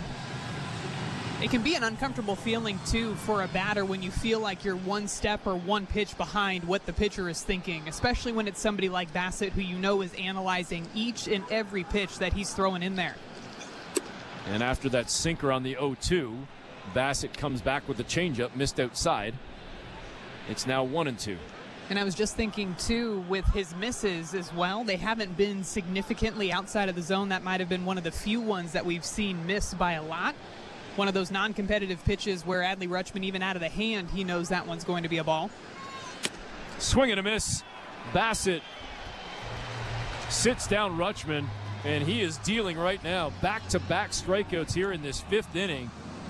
And there's 2 away for the Orioles. It's a very hesitant defensive swing. This is a cutter that's up and outside. Again, that slight difference in direction in which the baseball is going to move between that sinker and that cutter really seems to have made a big difference against these left-handed batters. That's 6 strikeouts now for Bassitt and Madison. If we go back to the last batter of the 4th inning, Gunnar Henderson, he struck out. And now O'Hearn and Rutschman have struck out. That's 3 straight Ks for Chirs Bassitt as now Ryan Mountcastle steps up. And the 0-1 pitch is outside. They check down at first. And first base umpire Larry Vanover says, nope, that was clean. It was all good. The count now stands at 1-1. Mountcastle looked like he was a little bit frustrated with himself that he was almost caught swinging on that curveball that just bounced in the dirt. Here's the 1-1 pitch. And it catches that, well, not even the outside edge. It was actually pretty close to Main Street. From our vantage point, it looked like it was actually kind of pulling away on that sinker, but it sat down a little pretty right over the plate. He's got a lot of horizontal movement on that sinker today, too. He is really feeling that pitch. Bassitt head 1-2, trying to strike out the side. And he will do so. As Mountcastle sits down, that's 4 straight Ks now for Bassitt. And we go to the bottom of the 5th with no score. You're listening to Blue Jays Baseball, brought to you by your local family-owned Crown Rust Control Center, streaming at sportsnet.ca and the Sportsnet Radio Network. Be the most informed player in your fantasy football league by listening to the experts on Fantasy Sports Radio. I want to thank you guys for making me a better fantasy player. Hear player rankings, position breakdowns, and expert drafts. There is no bigger value today than Dak Prescott. Going deep down the right side, got a man, caught, touchdown Cowboys. The road to a fantasy football championship begins with Fantasy Sports Radio. Channel 87 in the car and on the all-new Sirius XM app. Nothing matches the passion, the excitement, the history-making moments of college sports. My goodness! And nobody takes you inside the greatest campuses and stadiums across the country like Sirius XM College Sports Radio. Listen to all of the play-by-play action, expert analysis, and in-depth interviews with your favorite team. No matter the season, we have something for you. Your home for all things college sports is on Sirius XM College Sports Radio, Channel 84. The golf season is in full swing. Through the hole, could go, and it did! It did! There it is for Scotty Scheffler. SiriusXM is your home for all the action from the PGA Tour. Rory holds the follow-through. This has a chance to go in. A hole-in-one. Yes! Rory McIlroy with an ace! Hear the entire FedEx Cup playoffs, culminating with the Tour Championship on PGA Tour Radio, Channel 92 in the car, and on the all-new SiriusXM app. Now needs to curve, and it did! He buried it! Fantasy football players, learn winning strategies right now on Fantasy Sports Radio to help you draft a winning team on Channel 87 and on the Sirius XM app. And the Sportsnet Radio Network. Bottom of the 5th inning, we get set for Ernie Clement to lead things off for the Blue Jays. And the first pitch to Clement, swing and a miss. Missed on that changeup, down 0-1. Clement with a base hit in his first at-bat.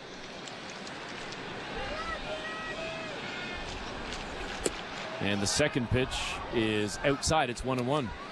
Clement with one of the 2 Blue Jay hits. Baltimore has yet to register one. No score here in the bottom of the 5th. And Clement sends one foul down the third base line, scooped up by the ball boy down there. And he's now down on the count, 1-2. Ernie got a nice hit on a curveball back in his first at-bat, and that's something that he's really made pretty significant adjustments to as this season has gone on. Up until June 5th in this season, he was batting 145 against breaking balls. Since June 5th, he's batting 300 against breaking balls. And he sends this one sky high, pops it up. Trying to camp underneath it is Adley Rutschman, and he will make the play a few feet in front of that backstop, that netting down there. There's one away. Clement batting 372 over his last 11 games. And that obviously will rise a little bit based on what we're seeing thus far. He's 1 for 2 in the ballgame, but again, just popped out moments ago, which will bring up Addison Barger. The left-handed bat of Barger struck out in his first at-bat. And here comes the pitch from Albert Suarez. Barger lets that one go, and a first pitch strike. The injury report brought to you by Bergmanis Prayer Personal Injury Lawyers. If you and life has thrown you a curve and you're striking out with your insurance company, get ahead of the count and call Bergmanis Prayer Personal Injury Lawyers. A swing and a miss from Barger. You focus on getting better. Bergmanis Prayer will take care of the rest. Visit bplawyers.ca. Barger down 0-2.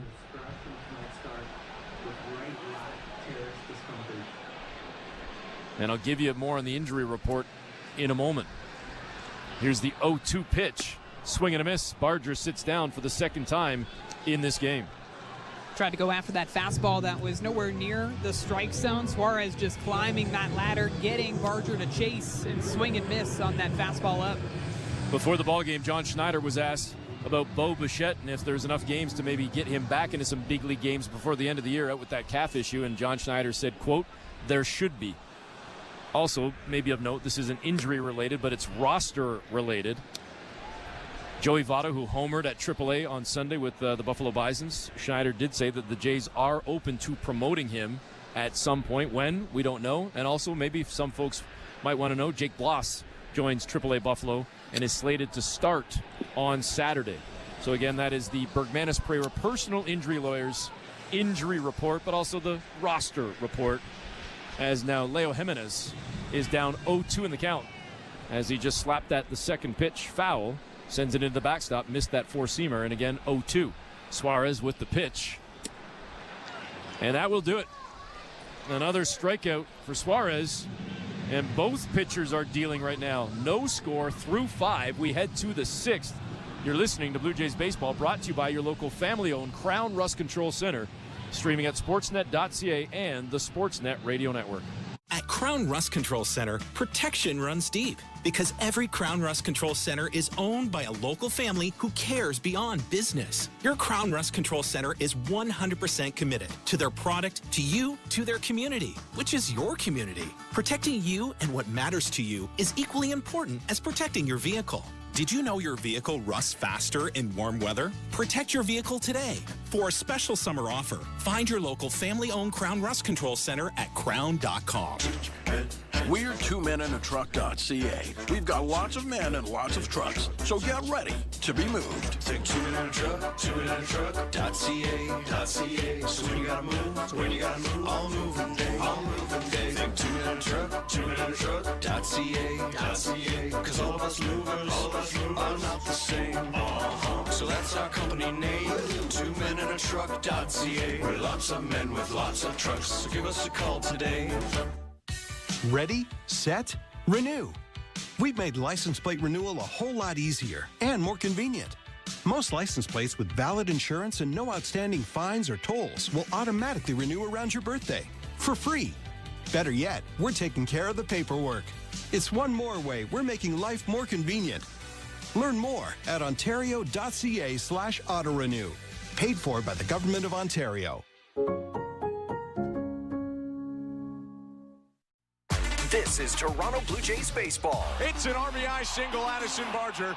5-run frame so far. On Sportsnet 590 The Fan and the Sportsnet Radio Network. Welcome back to Rogers Center. Madison Shipman and Eric Smith with you from the Timbermart broadcast booth as we get set to start this 6th inning. And the first pitch from Chirs Bassitt, a hot shot down to third, is picked up by Addison Barger over to first to sit down Jimenez. Eloy Jimenez is the first out of this 6th inning. There's one away. Went after that curveball for the first pitch. Looked like it was going to be called a strike, too. Hit this one hard over to Addison Barger, who, for as much as we talk about his pop up at the plate, has one of the strongest arms that you're going to see. Firing that baseball across the diamond, his arm strength is in the 99th percentile. Brings up Jackson Holliday, the left-handed bat, one of 6 in the lineup when you factor in and count the switch hitters. Holliday against Bassitt. First pitch, a strike. Holliday struck out in his first at-bat back in the 3rd inning. This 6th inning is brought to you by Desjardins Financial Group. Desjardins is a big fan of small biz. That's why they awarded another $3 million to small business owners across the country. See how Desjardins cheered on small biz at goodsparkgrants.ca. The next pitch, the 0-1, a cutter, no good. It's 1-1.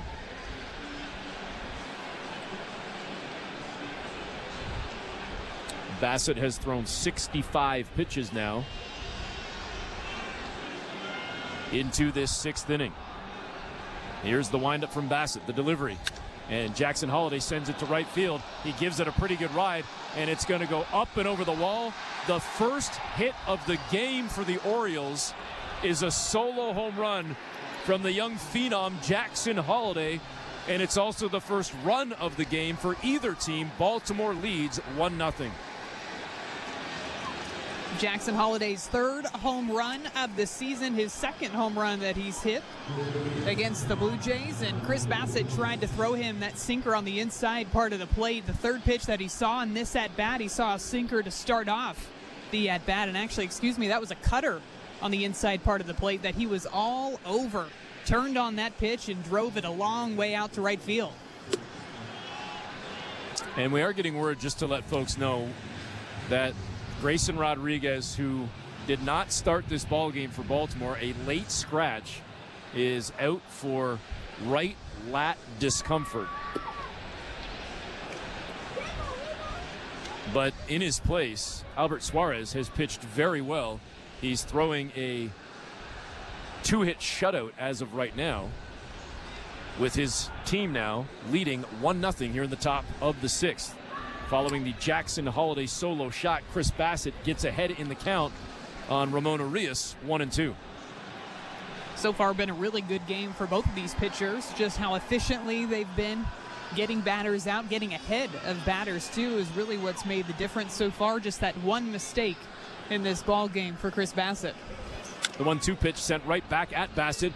Ranging over to make the grab at second is Jimenez, over to first, and then falling down onto one leg to make the grab is Vladdy. What a play at second base. First base made all the difference on this play. A great play up the middle by Leo Jimenez, having to throw off balance up the middle, and it was a mid-hop over to Vladdy, but he was able to read the mid-hop and stretch and still come up with that out over at first base. To the top of the order we go with Colton Cowser, 0 for 2 in this ball game, still trying to extend his 17-game hit streak. And he slaps at the first pitch, a sinker, straight back into the backstop, and he's feeling that on his hands right now. He wears batter's gloves. He's got tape around that handle of the bat, but he's still feeling that one. After fouling off that pitch from Bassitt, clocked at 93.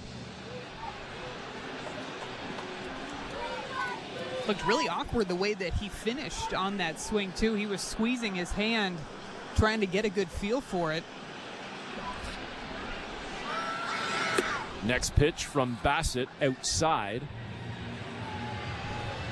No good with the cutter. It's 1-1. He's still shaking off his hand, too. It was his bottom hand, so his right hand that he's still flexing back and forth.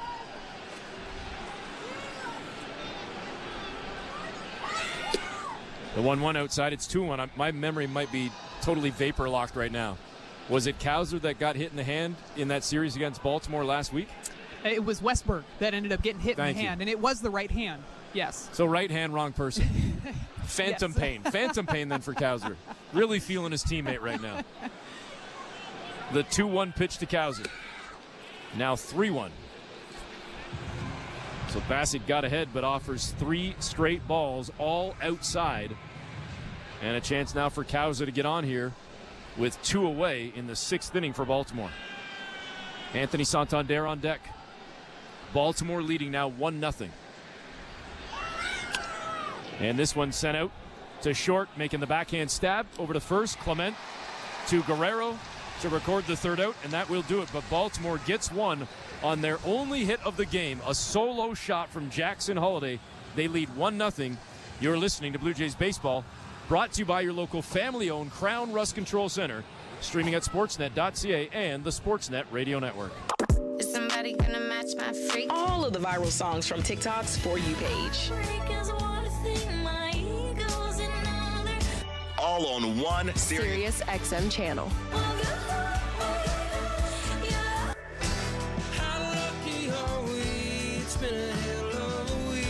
Presented by creators like me. They not like us. They not like us. They not like us. TikTok Radio. TikTok Radio. Channel 4 and the Sirius XM app. If you love golf, then you should never turn off SiriusXM PGA Tour Radio. Our hosts have the best takes. Tiger's impact on the game of golf, aside from how good he was at it, was something that I don't think we'll ever see again. Talk to the biggest guests. Scotty, you've had a year to celebrate. This year, I've just seen a lot of good results. And can even help you with your own game. Take the club and at address, open it up. It's all golf, all the time. On SiriusXM PGA Tour Radio, Channel 92 in the car, and on the SiriusXM app. The most important person in sports is you, the fan. Let me tell you something. I'm a real fan. And your place for sports talk is Mad Dog Sports Radio, where your voice is heard all day long. I couldn't wait to get into the truck, turn on 82. Sharing the thrill of victory. The joy, the jubilation. I can't stop smiling. And the agony of defeat. When is this franchise going to realize people really care about this? Passionate sports fans call 888-MAD-DOG-6. You gotta love sports. Mad Dog Sports Radio, Channel 82, or anytime on the Sirius XM app. 24/7, 365 coverage of all things NASCAR. All things NASCAR happens exclusively on Sirius XM NASCAR Radio, Channel 90. Sportsnet Radio Network.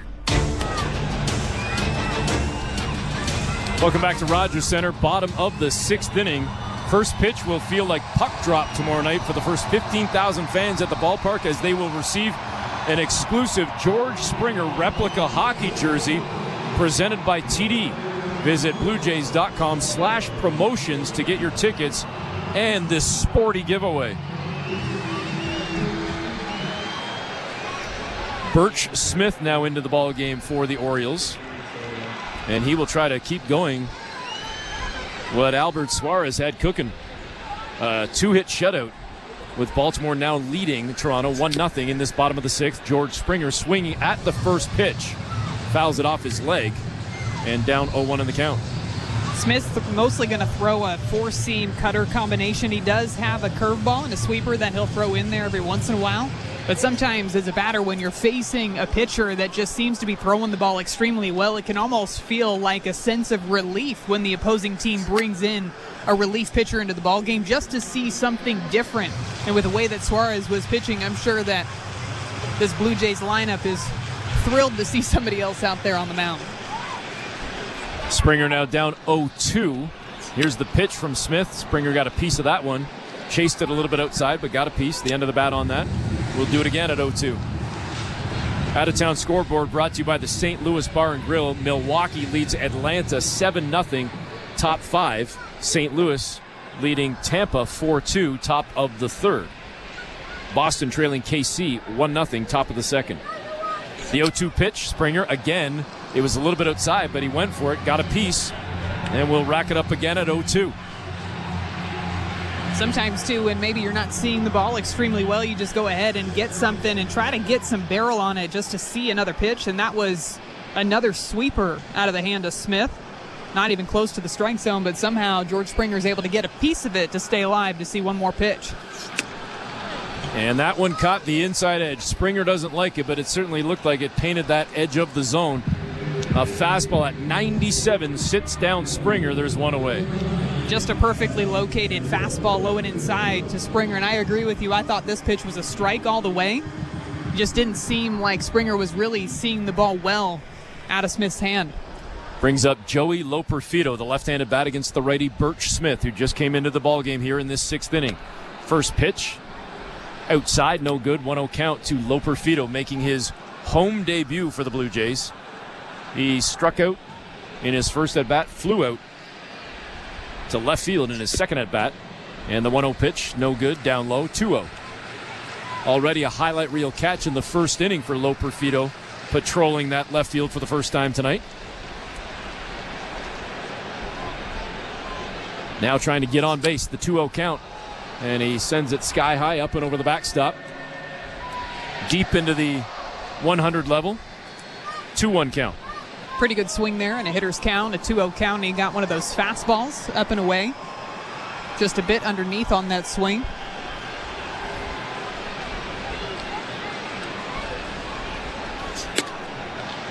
And now ahead in the count 3-0 as Smith misses high with that four-seam fastball.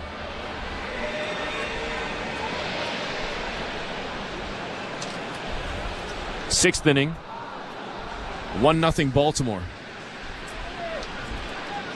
The 3-1 pitch to Loper Fido, a swing and a miss.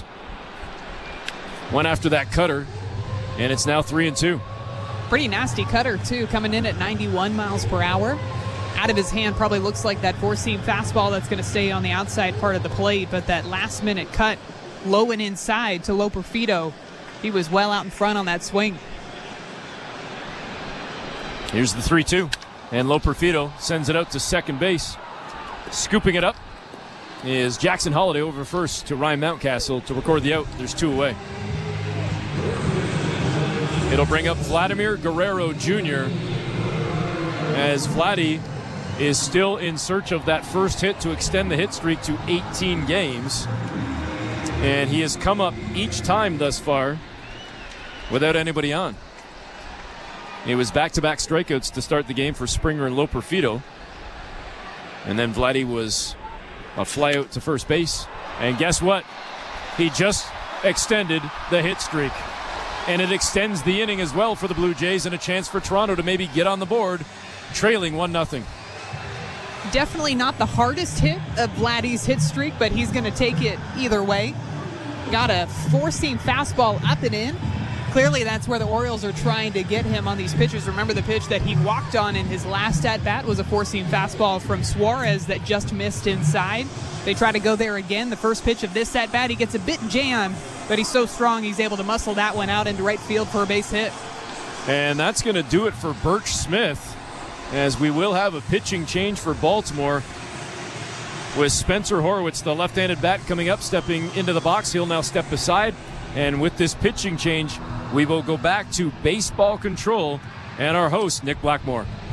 Thank you very much, Eric and Madison. Before we get to the out-of-town scoreboard, just a quick reminder, Blair and Barker will have Jays Talk following the final out. Jeff will toss out the numbers for you to dial once this game is in the books. Now let's get to that out-of-town scoreboard brought to you by St. Louis Bar and Grill.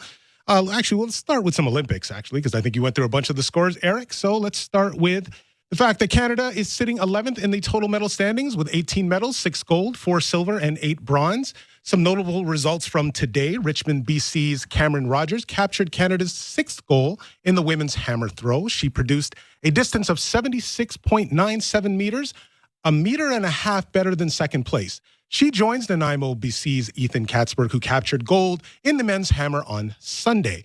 In case you missed it, probably didn't, Canada basketball is going home empty-handed, losing a heartbreaker in the quarterfinal today to the home team France, 82-73. France will face Germany in the semifinal.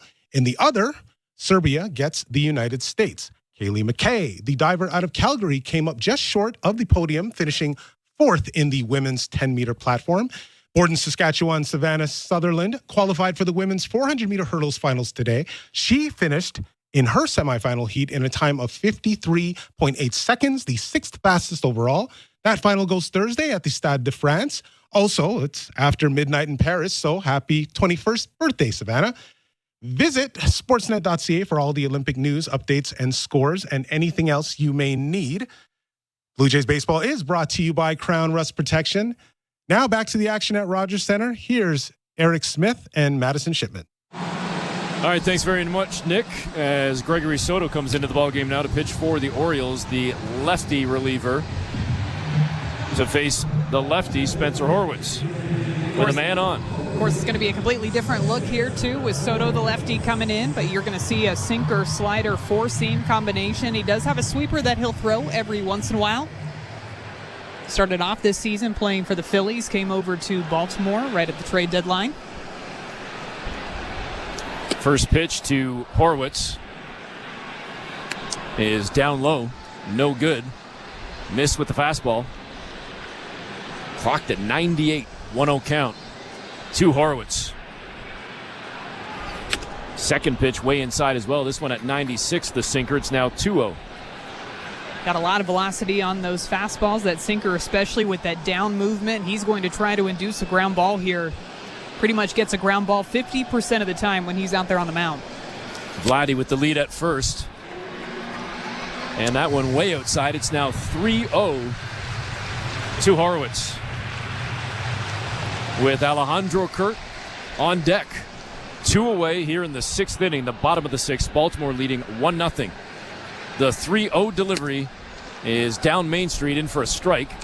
3-1.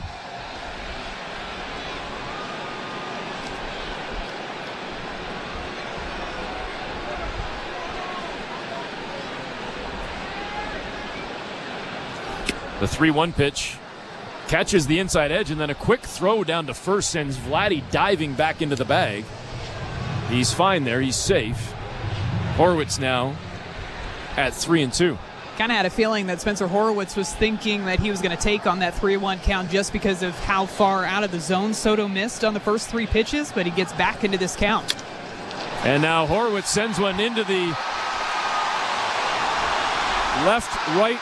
center right area of the outfield, but it didn't make it to the gap. The way it came off the bat, Madison, I thought it might catch there, but the Blue Jay runners have to stop at first and third as the Oriole outfielders did a great job. Colton Cowser and Anthony Santander converged quickly on that ball to keep it at a long single for Horowitz, but credit Vladdy for going first to third. I think the combination of the location and the velocity of that pitch being low and inside to Spencer Horowitz is why it didn't make it all the way into the gap, because he got a bit jammed up on that 98-mile-per-hour pitch, but he was still able to get enough of it to drop it out into right field. And you're right, smart base running by Vladdy to make it all the way over to first to third.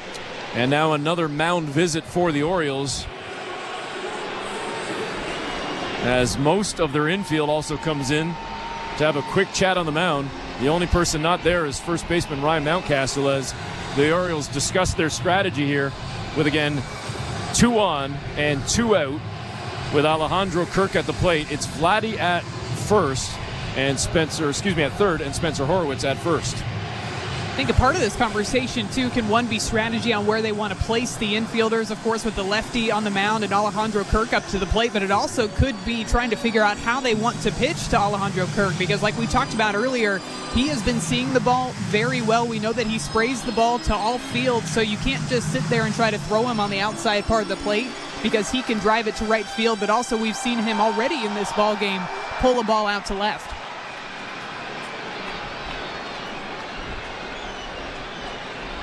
Kirk steps in. The first pitch inside, down low.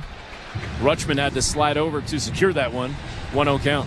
And it looks, by the way, that the infield is positioned with Jackson Holliday playing pretty much up the middle and the left side of the infield playing back, that they're anticipating that Kirk is going to pull the ball to the left side. And Kirk just turned on one in a big-time way, got way out in the head in front of it, and sends a moonshot into the 5th deck, but way foul. I mean, way foul. The way that thing came off the bat, I was thinking it might make it out of the dome. Good thing the roof's open so that it had some clearance to leave the stadium. Here's the 1-1 pitch. And he gets under it again. Sends it on a ride to left field, and it's gone. Alejandro Kirk with a 3-run shot to give the Blue Jays a 3-1 lead. After throwing back-to-back sweepers on the inside part of the plate to Alejandro Kirk, Soto tries to throw him a slider, and again, it's low and inside, and Kirk is seeing the ball so well. He picks it up straight out of the hand, gets barrel out in front of him, and just mashes that ball out into the bullpen in left field. The one area where this Blue Jays offense has really excelled this year has been with runners in scoring position and 2 outs, and they come through yet again with 2 away, and it's Vladdy over at third base that was celebrating. As soon as that ball left his bat, he knew it was leaving the yard. 391 feet for Kirk as he puts on the jacket and dances in the dugout, with the Blue Jays now leading 3-1. And Shout out to the fan out in left field who made a great grab in the first row right above that Blue Jay bullpen to secure that baseball, that souvenir. And again, Toronto leading 3-1. All of the runs have come via the home run ball. A solo shot for Baltimore, their only hit of the game. And now a 3-run shot for Alejandro Kirk. It brings up Dalton Varsho, who quickly falls behind 1 and 2. It's a lefty-on-lefty battle right here with Varsho and Soto. The 1-2 pitch, and Varsho sends it foul to our left, down in front of us. We'll do it again at 1 and 2.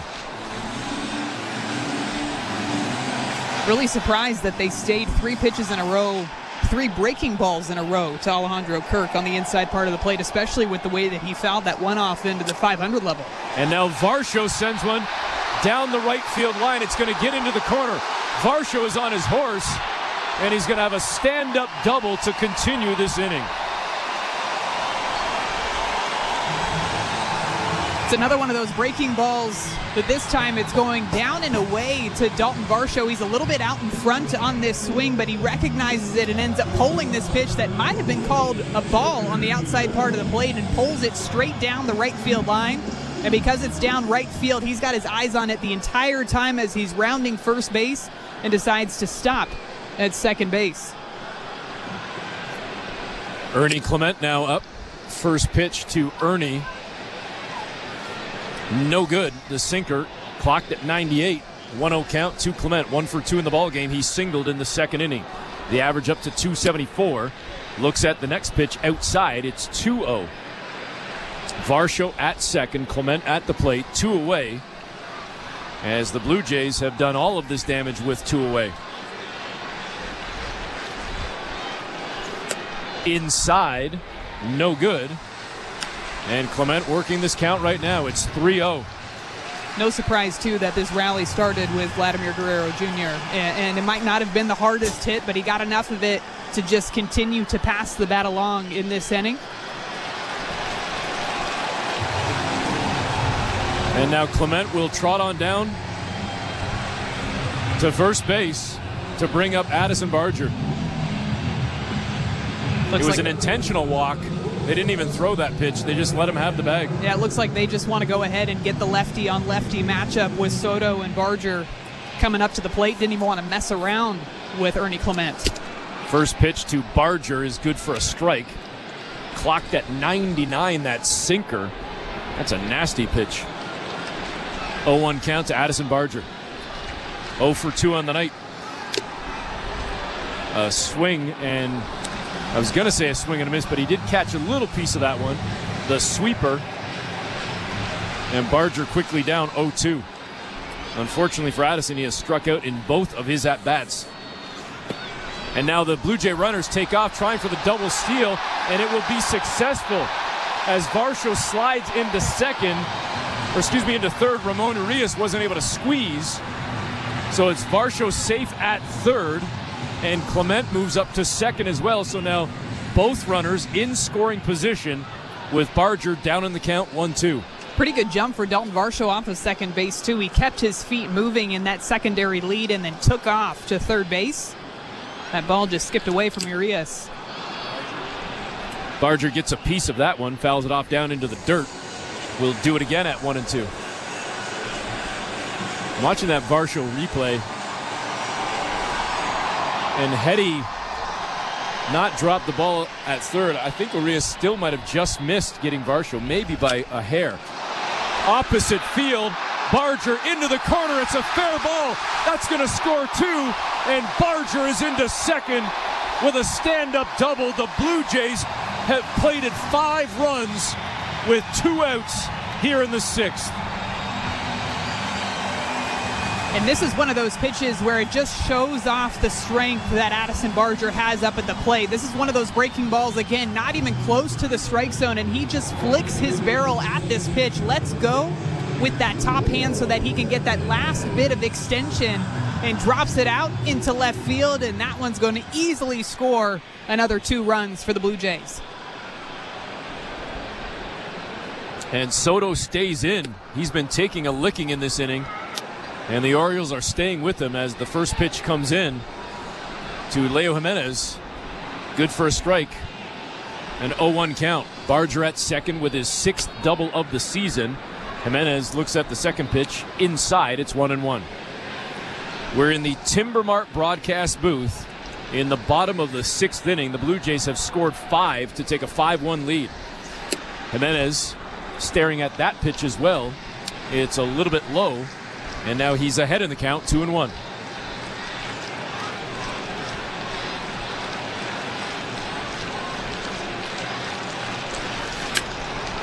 Swinging at the 2-1 sends it foul up into the second deck over the Orioles dugout on the first base side. It's 2-2.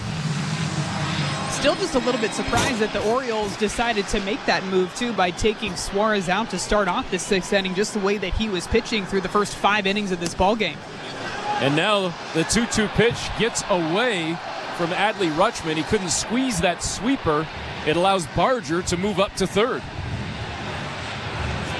Soto just has not been able to have consistent command, really, of any one of his pitches. When he's been able to get that sinker in the zone, it's a filthy pitch, but that one not even close to the strike zone, just gets past Adley Rutschman. And after watching the replay of that one, I bet he wishes he could get that one back, because that one pretty much hit right in the middle of his glove and popped out. The 3-2 pitch fouled off straight back into the netting by Jimenez. We'll do it again at 3-2. Top of the order is on deck, George Springer. A base hit for Vladdy. Same for Horwitz. The home run for Kirk. A double for Varsho, a walk to Clement, and a double for Barger. But the inning just ended as Jimenez strikes out for the second time in this game, and that will do it. But the Jays again score 5, and we head to the 7th inning with Toronto leading 5-1. You're listening to Blue Jays Baseball, brought to you by your local family-owned Crown Rust Control Center, streaming at sportsnet.ca and the Sportsnet Radio Network. Timber Mart is Canada's building center, a solid neighbor to call upon when you've got a job to do. Your dependable home improvement store that offers the added value of Air Miles reward miles with every purchase of $15 or more. Visit timbermart.ca. Witches, wizards, and muggles, come down. Are you ready for some football? Yeah, I'm ready for some football. Buffalo Bills' first preseason game of the year coming up in just a couple of days.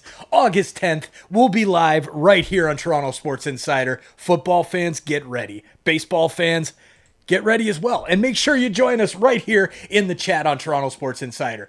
Thank you guys for making this amazing community what it is. We'll see you back in the chat. It's going to be a lot of fun cheering on the Buffalo Bills, Toronto's team. Go Bills, go. Community. Protecting you and what matters to you is equally important as protecting your vehicle. Did you know your vehicle rusts faster in warm weather? Protect your vehicle today. For a special summer offer, find your local family-owned Crown Rust Control Center at crown.com. Timber Mart always has plans to help you with your plans. Your home, your cottage, your garage, whatever needs your attention first, check the most visited spot on our website for ready-to-order plans to get the job done with Canada's Building Center. Visit timbermart.ca. This is Toronto Blue Jays baseball. Called strike 3, change up at the knees, and there's nothing you can do about that pitch. On Sportsnet 590 The Fan and the Sportsnet Radio Network.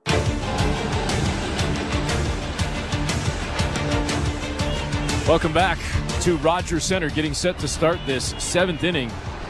And the Blue Jays now have a 5-1 lead over the Orioles. Anthony Santander at the dish. And he looked like he was showing bunt for a moment. The left-handed bat of Santander.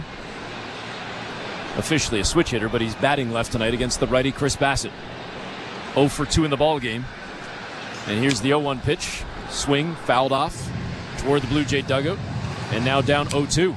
With the way this ball game was moving through the first, 5.5 innings of this game, it felt like Chirs Bassitt maybe had about 45 seconds in between times that he was out there on the mound to get ready for the next half inning. But after all the offense that the Blue Jays put up in the bottom of the 6th, he got a little bit more rest over there before he had to come back out for the 7th. The 0-2 pitch, missing high. It's 1-2. The attendance tonight at Rogers Center, 35,051. Pretty close to your guess, right? I was off by less than 700. I'm impressed. I'm getting pretty good at this. Now, you didn't give me a guess, so I can't take too much credit here. I was competing against myself. But now the hot dog challenge is on. We're up to 59,782 hot dogs. The 2-2 pitch, swing and a miss, and Santander sits down. That was a nasty sweeper from Bassitt. There's one away. You could tell in Santander's swing that he tried to hold up as much as he possibly could. He started his swing, hesitated for a moment, and then tried to swing again at that sweeper. Just well underneath that pitch. It's a really great location for that sweeper as well. Low and outside to the left-handed batter. Brings up Gunnar Henderson, 0 for 3 in the ballgame. He has struck out in both of his at-bats. This won't be a strikeout. Sends one on a ride out into right center at the wall. Jumping and making the grab is Dalton Varsho. He's like Velcro out there. Catches everything. There's 2 away here in the 7th. Dalton Varsho is unbelievable in the outfield. The first step, the read, the explosive speed that he's able to get, tracking these balls down, and the timing. He's got it down so perfectly to sprint full speed, to know exactly where he's at, time that jump up perfectly to where he's catching it right before he crashes into that center field wall. A pitcher's dream in the outfield. I love the slow-mo of the cameras from our Sportsnet friends that show us, and you'd be the same, I'd be the same, anybody would be the same. The face he was making as he's catching the ball, because he knows he's about to take a pounding. His face was controlled. This is going to hurt. Boom, and he pounds into the wall and holds on to the ball. And there's no hesitation, too. I mean, he is going full speed into that wall. 1-0 count. And now 1-1 to Ryan O'Hearn, who fouls one down the first base side. Again, even 1-1. I don't think Vladdy even took a step over at first base. He just threw his hands up in the air, just celebrating the catch that it almost seems like we see every single day from Dalton Varsho.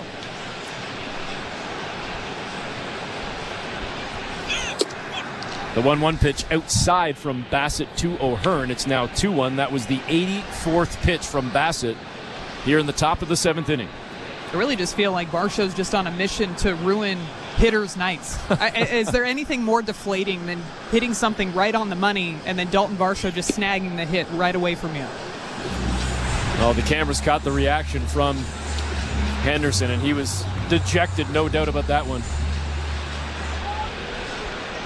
Since 2023, 50 defensive runs saved by Dalton Varsho, which leads Major League Baseball. To the point that Madison was just making. You hear John Schneider say it all the time. He is the best outfielder in Major League Baseball. The 3-1 pitch is fouled up and over the backstop. And now 3-2, a pitch away from getting out of this inning. The St. Louis Bar and Grill out-of-town scoreboard. Milwaukee now leading Atlanta 9-0 in the top of the 6th inning. Washington 8-5 on top of San Fran, bottom of the 6th. Bassitt steps back onto the rubber. The 3-2 pitch coming to O'Hearn, and it's in for a strike and another strikeout for Chirs Bassitt. O'Hearn doesn't like the call. He's got a few words to say right now, but it's not going to matter as we head to the bottom of the 7th inning. Blue Jays leading 5-1. You're listening to Blue Jays Baseball, brought to you by your local family-owned Crown Rust Control Center.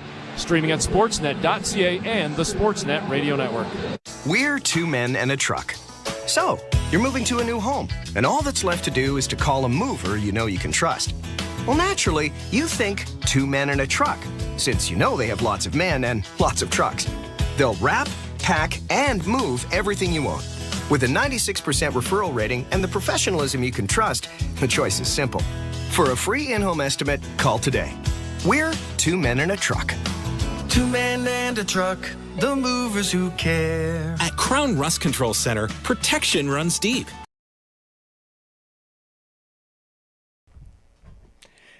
Cheers, everybody. Thanks for hanging out with us tonight for the Blue Jays against the Orioles matchup. Please make sure you've hit that subscribe button. Have you become an insider yet? It's all it takes is to click that subscribe button to become one of us, an insider, a Toronto sports insider.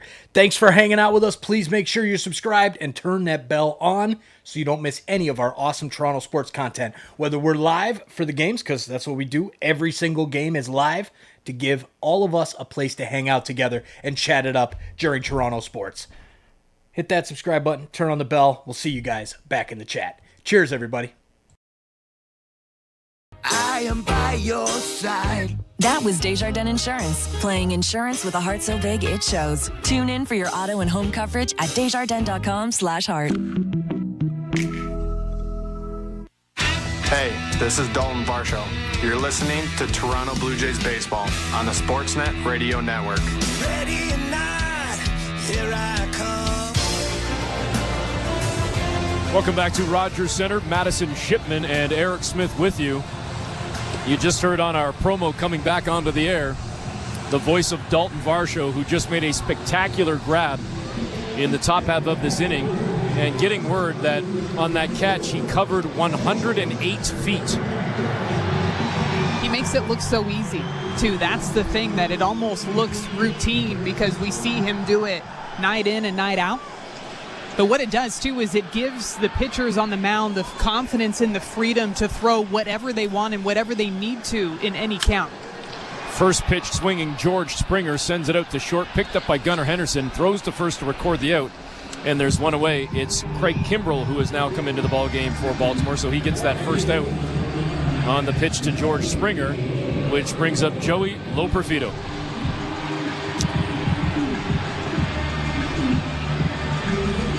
Loperfido again making his home debut. Would love to get his first home hit. He already has a highlight reel catch, which came in the first inning. Would love to add the offense to that reel right here, playing in front of the hometown fans for the first time since coming over from that trade with the Houston Astros. Of course, that one sending Yusei Kikuchi to Houston. Loperfido ahead in the count now, 1-0. Kimbrell looks in at the sign, and here's the 1-0 pitch. Tried to come inside, and a swing and a miss from Loperfido. It's 1-1. You'd imagine, too, it's got to be fun for somebody like Joey Loperfido to learn the outfield position from somebody like Dalton Varsho, who does it at such an exceptional level, just to see what he does day in and day out in his routine to possibly help his outfield game. The 1-1 pitch is good for a strike on the knuckle curve. It's 1-2.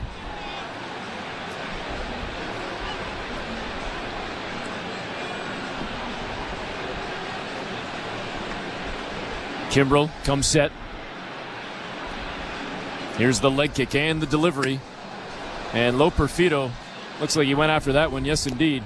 That's going to be a strikeout for Kimbrell. There's two away. Quick couple of outs for Kimbrell coming into this ball game, especially after the roll that the Blue Jays were on in the bottom of the sixth inning with two away. Trying to get some of that momentum back onto the Orioles side with two quick outs, but now he has to deal with Vladimir Guerrero Jr. We are in the Timber Mart broadcast booth in the bottom of the seventh inning with the Blue Jays leading 5-1. Vladdy steps in, has already extended the hit streak, and now he gets plunked in the back. Kimbrell hits him right in the middle of the back. Vladdy couldn't get out of the way in time. The fans don't like it, and Vladdy standing in the turf about 20 feet from the batter's box, staring out at Kimbrell. John Schneider doesn't like it either. He's come out of the dugout too. He is walking with Vladdy down the first baseline. And Guerrero walking with his bat still in his hand down to first base, with Schneider walking right beside him the whole way.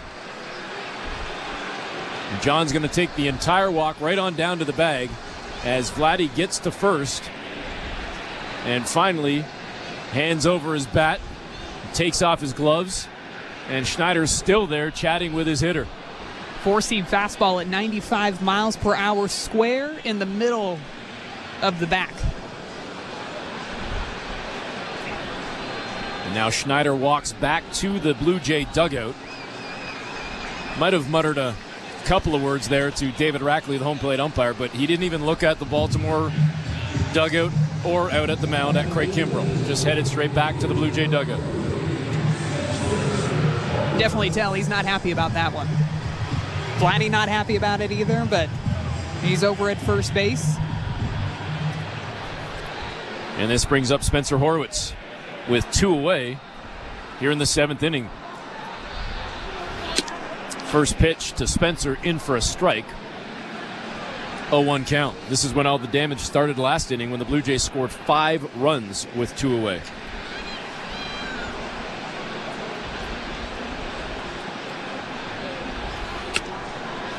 And that one came inside.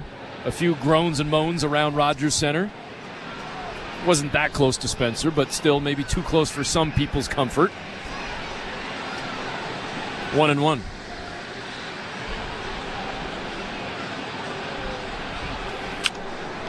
And now Horwitz tries to go opposite field, but it makes it into the stands down the third base line. He's down 1-2. Crowd's pretty energetic tonight. I'd imagine that any pitch that remotely misses on the inside part of the plate now, they're not going to be happy about it. Yeah, you said that earlier, and you were right on it. This crowd has been buzzing all evening. It's been a good crowd here at Rogers Center on a Tuesday night. And the 1-2 pitch, no good. It's 2-2. Maybe they're buzzing because they have consumed almost 62,500 hot dogs. So I'm they've short again. Eclipsed your guess. I'm still in the game, but I think they're going to go over my guess too. And it's going to be another hit with 2 away. Horwitz, opposite field, slaps the base hit in front of left fielder Ryan O'Hearn. It's now Vladdy at second, Horwitz at first, and Alejandro Kirk stepping in after his 3-run blast last inning. Starting to feel a little bit like the bottom of the 6th inning again, with Vladdy starting things off by getting on with 2 away, and then Spencer Horwitz having another really solid at-bat. This is the knuckle curve out of the hand of Kimbrel that he drives out into left field to extend this inning and give Alejandro Kirk a chance with a runner in scoring position. And Kirk up the middle, past Kimbrel, but well-placed defensively is second baseman Jackson Holliday, who makes the grab, whips it over to first to record the out and sit down the Blue Jays, who ultimately strand 2. We go to the 8th inning. Toronto leading 5-1. You're listening to Blue Jays Baseball, brought to you by your local family-owned Crown Rust Control Center. Streaming at sportsnet.ca and the Sportsnet Radio Network.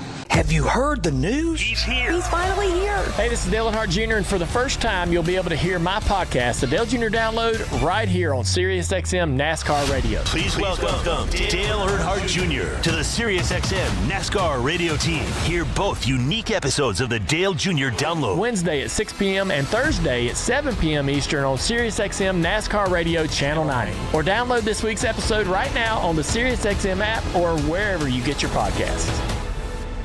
Are you regretting eating that gas station hot dog? Yeah, we know. We've been there too. This is a message for baseball fans like you. Did you know that you get a channel that's talking baseball 24/7 as part of your SiriusXM subscription? What? Our lineup includes shows hosted by former big leaguers and executives. Plus, you'll hear from 17 managers each week. MLB Network Radio is on SiriusXM Channel 89, or just search MLB Network Radio on the SXM app. SiriusXM Sports. We're more than just a game. Wake up!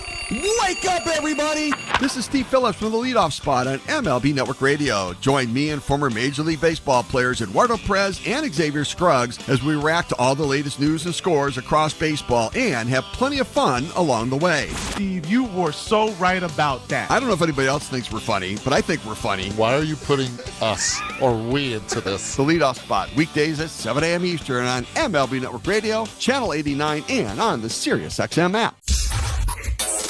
In season or out of season, the #1 place for college sports is SiriusXM College Sports Radio, Channel 84. Sportsnet Radio Network. 8th inning getting set to start with the Blue Jays leading 5-1, and Chirs Bassitt still on the mound for the Blue Jays.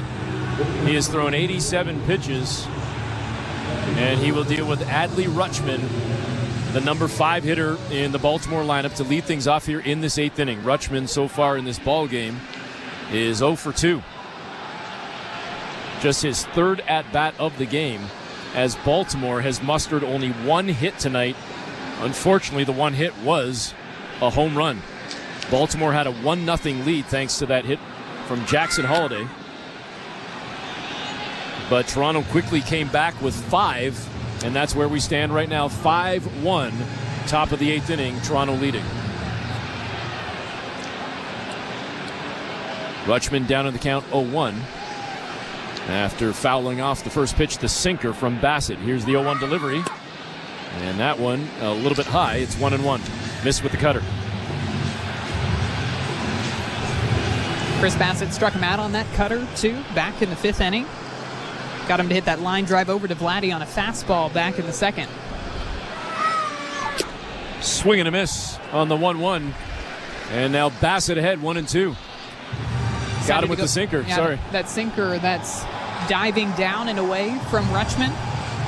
With as many cutters as he's thrown Rutschman today, you'd think that on that swing, and by the looks of that swing, he thought that pitch was going to curve its way back over the plate, but instead it's got that arm side run to it away from the barrel. The 1-2 pitch fouled off into the Blue Jay dugout. A couple of bodies scrambling down there. We'll do it again at 1-2.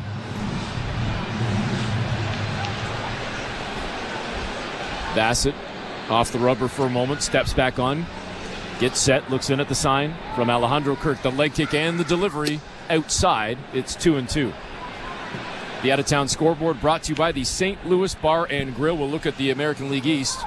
Tampa trailing St. Louis 4-2, bottom 5. It's Boston leading KC 3-1, top 4. And again, New York rained out tonight against the Angels. They'll play a doubleheader tomorrow. The 2-2 pitch, and this one fouled off to our left, and it makes it into the 300 level, which would have been legitimately just to our left. A few boxes down from our broadcast location here at Rogers Center. Madison Shipman and Eric Smith in the Timber Mart broadcast booth with a 2-2 count to Adley Rutschman here in the 8th inning. And that pitch just missing outside. It's 3-2. Had to hesitate a little bit on that because that's a pitch that we saw called for a strike earlier in this ball game. Those breaking balls that are missing up and away. That one called for ball 3 to Rutschman. The 3-2 inside. Bassitt lost him, and it's a walk to start this 8th inning. There's definitely no disguising what Chirs Bassitt is feeling out there on the mound. He's pretty open with his emotions, very frustrated after he released that pitch, just knowing that he had Rutschman on the ropes. And he gets on base via the walk, but he's going to see how quickly he can regroup out there on the mound and try to get Ryan Mountcastle. Just the second walk of the game issued by Bassitt. He's given up only one hit, but it's the leadoff man that's on now. And the first pitch is slapped into right field. Second hit of the game for Baltimore. It's quickly snagged off the turf by Springer, but it's 2 on, none away to start this 8th inning for Baltimore. Ryan Mountcastle is one of those batters that just does extremely well against the Toronto Blue Jays no matter who's out there on the mound. Coming into this ball game, he had a career .311 batting average with 18 home runs against the Blue Jays, and he gets another base hit out to right field to add to that .311 average. As Eloy Jimenez steps in now for the Orioles. Right in the middle of the pack in Major League Baseball, 14th. Batting .260 as a team with runners in scoring position. First pitch, no good. Missed with the sinker, it's 1-0. Genesis Cabrera is warming up and has been warming up. I would imagine he's ready when needed in that Blue Jay bullpen. Bassitt coming close to 100 pitches thrown. This will be 98 right here, and it's inside and a 2-0 count. It's really the first time all game that we've seen Chirs Bassitt get behind in consecutive batters. That's something that got him through the first, 6 innings of this ball game, being extremely efficient, was getting ahead of the Orioles, and now he's finding himself behind, trying to work his way back in these counts. Firing on the 2-0, a sinker at 94. It's now 2-1.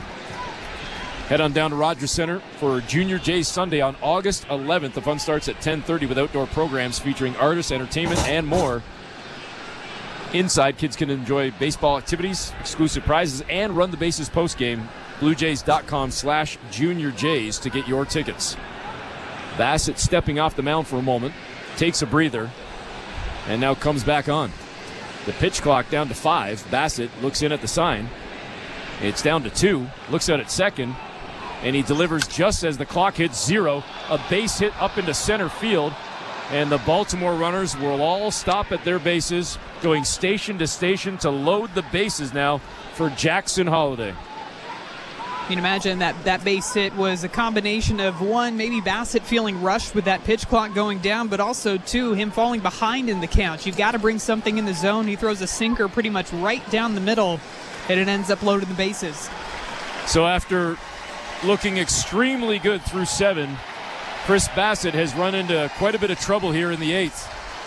He's going to leave this ball game with the bases loaded, 9 strikeouts, and a couple of walks, and until this inning, only 1 hit.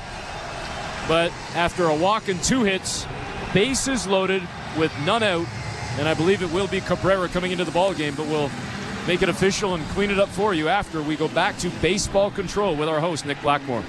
Thank you very much, Eric and Madison. Let's get quickly to the out-of-town scoreboard, brought to you by St. Louis Bar and Grill.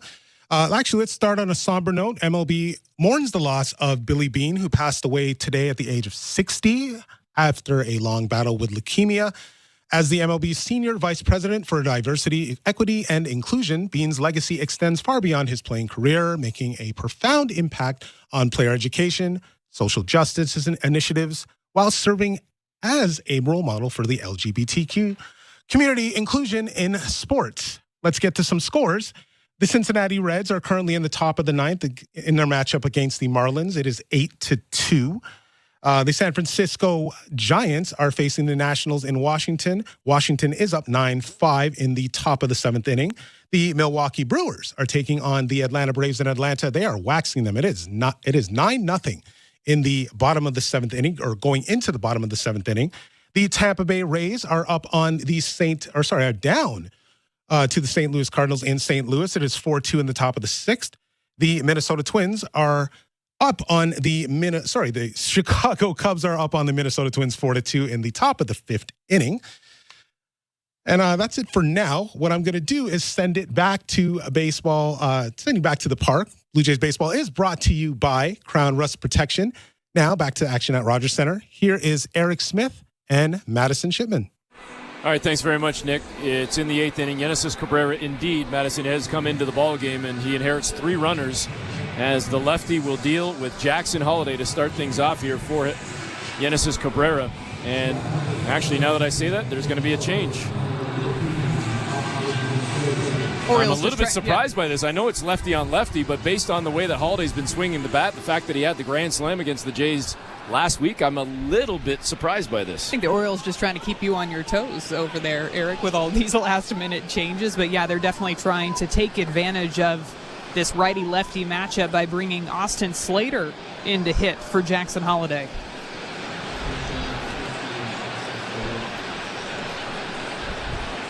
So Slater, the right-handed bat, against the lefty Cabrera. The first pitch is down low from Cabrera. And a 1-0 count. Again, none away with the bases loaded. Blue Jays leading 5-1, but this is the first time in this ball game that Baltimore has really threatened. Their only hit before this inning was a solo shot from Holliday. And now Slater ahead, 2-0. Genesis Cabrera so far this season has been pretty solid in the bullpen for the Blue Jays, but the times that he finds himself in trouble is when he's not finding the strike zone, when he's giving up those free passes. And now with the bases loaded, you've just got to give your defense an opportunity to make some plays behind you. The 2-0 pitch slapped at by Slater, fouls it off into the netting. It's now 2-1. Especially when your offense gives you that 4-run cushion here in the top of the 8th inning. Slater only has 1 home run this season. He's played for 3 different teams so far here in 2024, and because of that, you're seeing the infield play back to try to roll up a double play if they do get a ground ball here. Cabrera looks in at the sign from Kurt. Here's the 2-1 pitch. Swing and a miss, 2-2. The Heat, 96 on the 4-seam fastball.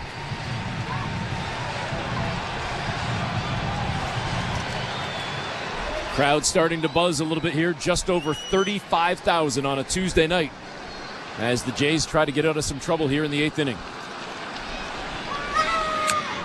And Slater got a piece of that one to stay alive. We'll rack it up again at 2-2. 3 straight 4-seam fastballs in a row in the top part of the zone 2 to Austin Slater after back-to-back cutters that he threw for a ball. See what he decides to go to here. Clearly has a good feel for that four-seam fastball in this at-bat. Cabrera looks in at the sign. And the lefty delivers. And misses with a curveball. It's now 3-2 with the bases loaded. Cabrera, frustrated as soon as he released that pitch, immediately slapped his glove because he knew that he let go of that pitch way too early.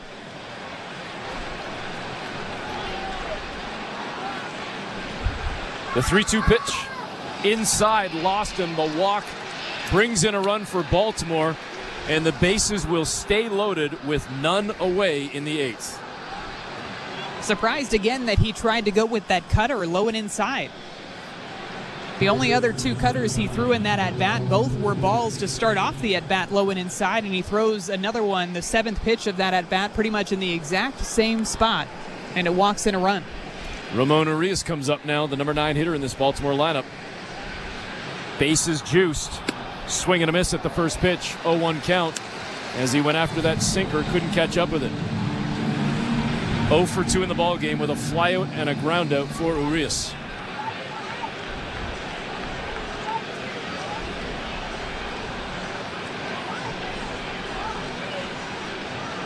Cabrera looks in. Here's the pitch. Another swing and a miss, and now Kirk throws down to first. And diving back into the bag was Slater. Quick snap throw over to first base. Clearly that pickoff play was on, trying to catch Slater sleeping over at first. But he saw that throw, read it immediately, dove back safely into first base. And a big pitch coming right here. 0-2. And Urias swings through it. Can't catch up. Nice bounce back here from Genesis Cabrera as he gets the strikeout. There's one away. I like that call with going back with that four-seam fastball at the top of the zone when Urias is showing you that he can't catch up with that high velocity. Why not bring the heater even further inside? It does exactly that for the first out of this inning. And now Pete Walker's going to come out to the mound to have a chat with Cabrera. Alejandro Kirk runs out to the mound, and Vladdy's going to come over as well. Now it looks like Clement and Jimenez are going to come over. Barger late to the party too. Everybody's over there. Why not? The rest of the infield's over there. Go ahead and join in. See what Pete Walker's talking to Genesis Cabrera about.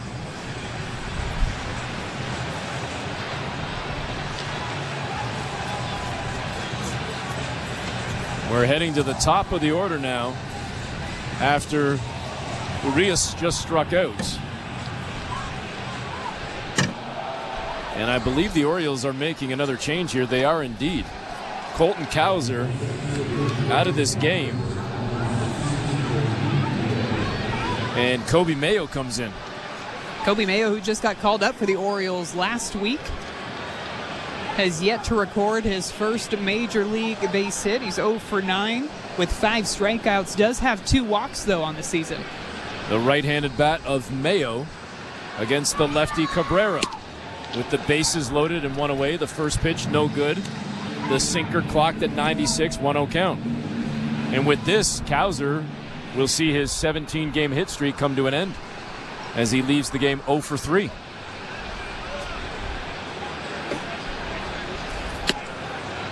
And the 1-0 pitch in for a strike. It's 1-1. Back-to-back sinkers at 96 miles per hour, reading pretty high on that radar gun, but it sounds like they're coming in a lot harder than they actually are. I keep checking to see if they're recording any higher than 96. Mayo swings at the 1-1, fouls it off, and now he's down 1-2. That one went straight back into the netting. Another one at 96. Mayo behind on that swing. Cabrera starting to get a good feel out there on the mound. Cabrera looks in at the sign from Kirk. Ahead in the count, 1-2. And here's the pitch. Tried to catch him inside, and it just missed. On the fastball at 97, it's 2-2. That one was a bit awkward with Alejandro Kirk receiving that low and inside pitch. Typically, that's an area where he's very good at framing those pitches low in the zone, bringing them back up. but it just popped out of his mitt.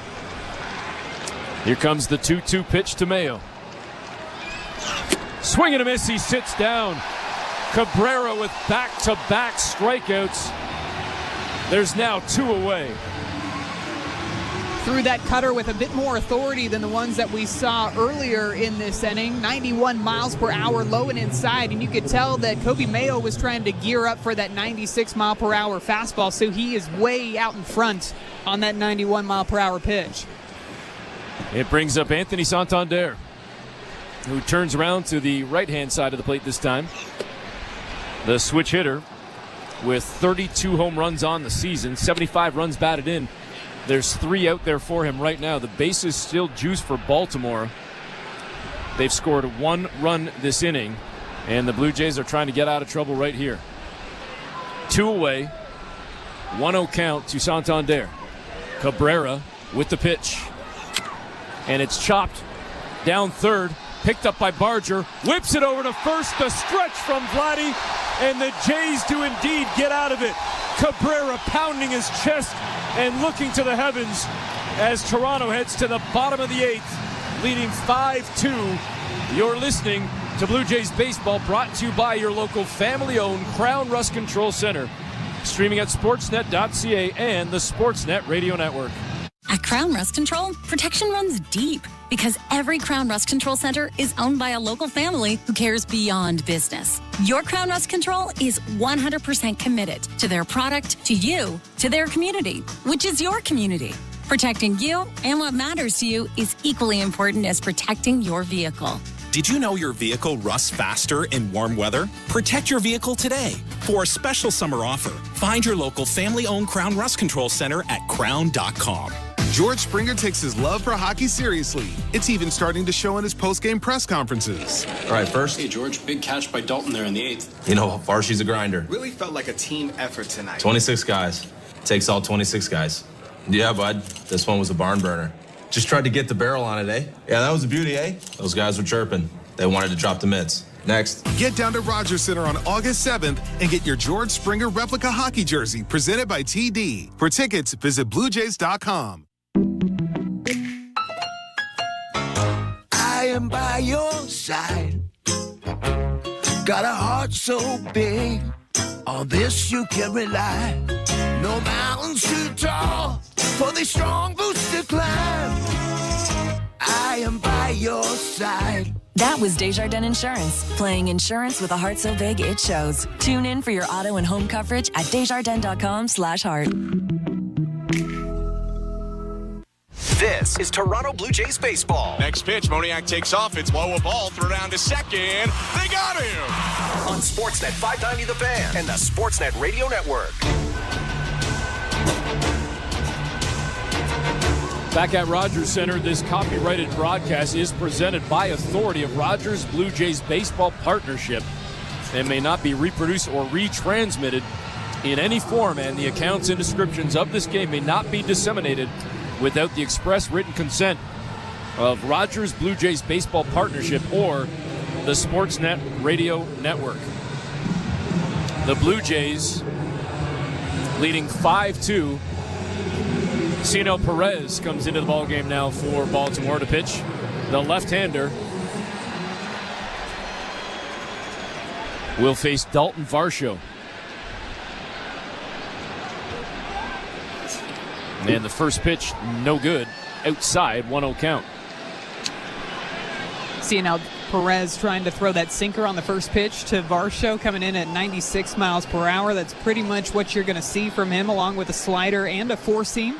But he's trying to induce ground balls when he's out there on the mound with the way that he's able to locate pitches in the bottom half of the zone.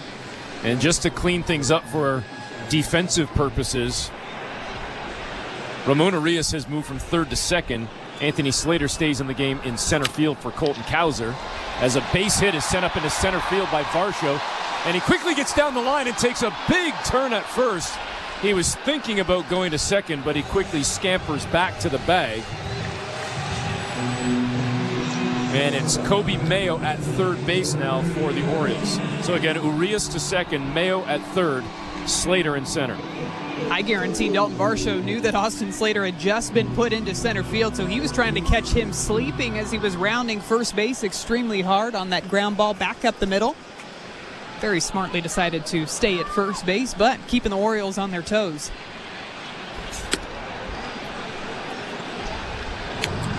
The first pitch into Ernie Clement, no good. The sinker clocked at 97 from Perez, missing a 1-0 count to Ernie. Varsho at first with the lead. The pitch from Perez in there for a strike, catches that outside edge. It's 1-1.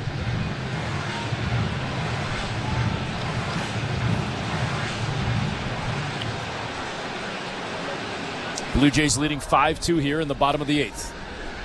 Perez with the pitch. Way outside, way high. It's 2-1. Looks like Perez is trying to stay on the outer half to Ernie Clement, knowing that he has a tendency to pull the ball to the left side. Trying to see if he can roll over on one of those sinkers on the outside part of the plate. The 2-1 pitch. And Ernie sends it out to second. It's scooped up by Arias. The flip to Henderson over to first. And they get Clement by a step. The double play makes it 2 down here in the 8th. It's exactly what Perez was looking for. He's trying to induce that ground ball with that downward movement he gets on the sinker. Gets that ground ball back up the middle. 4-6-3 double play for the Orioles. It brings up Addison Barger. His 4th at-bat of the ball game. 1 for 3 this evening. Couple of strikeouts and a double in his last at-bat. The left-on-left battle right here. Perez comes in. First pitch, no good. 1-0 count to Barger as he missed with that slider.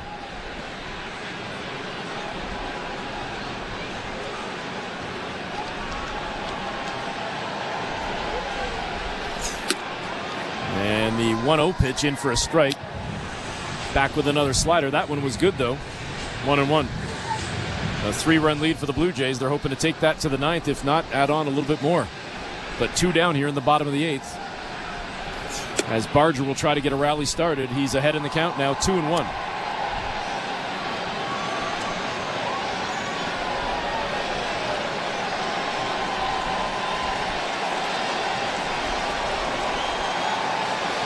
Perez fires and Barger swings and misses. The sinker clocked at 96. It's 2-2. Looked like Addison Barger was trying to match power with power on that swing. He wasn't just going for a base hit. I think he was trying to hit it out into the scoreboard in center field with that bat speed. And Barger just sat down for the 3rd time in this game. Strikes out looking.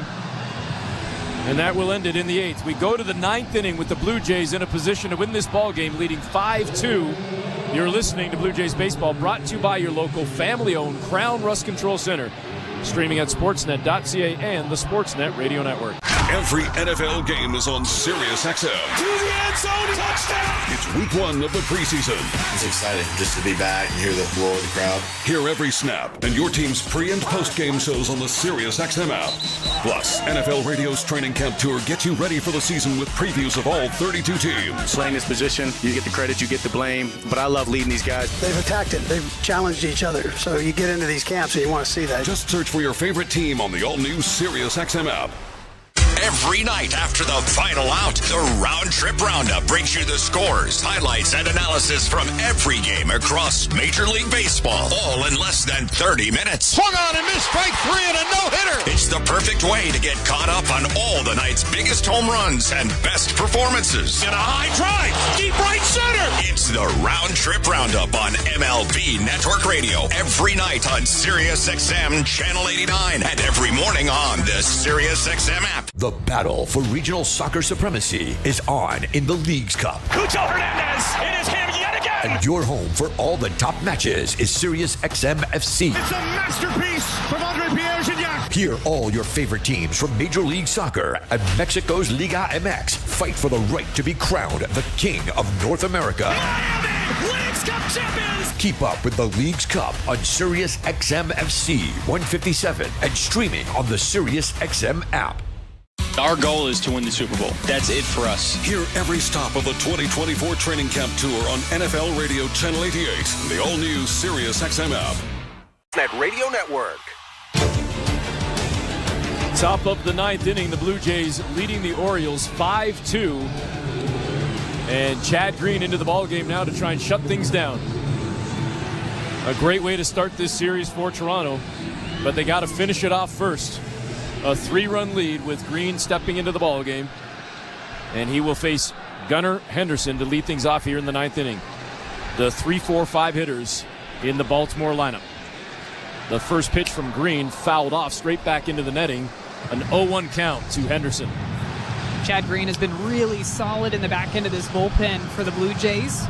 Really going back through the month of July into August has brought a sense of stability to the back end of this bullpen. And this one fouled off into the second deck up and over the Blue Jay dugout, and Henderson down 0-2. And a lot of that is because he throws strikes. When you put him out there on the mound, you know that he's going to throw strikes with both his four-seam fastball and that slider that he has. And already ahead 0-2 against Henderson. Swing and a miss. Henderson sits down to start this ninth inning. As a batter, once you get behind against somebody like Chad Green, after seeing back-to-back fastballs, you think maybe he's going to come in with the slider, but instead he goes back to that fastball, that heater up in the zone. Henderson chases after it, and that's a big out, number one here in the ninth.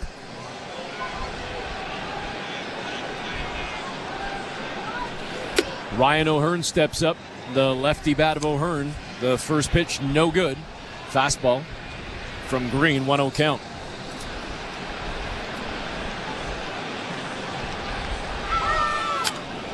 Second pitch swinging, fouled off. Way up and over the Blue Jay dugout into about the 20th row. Count sits at 1-1.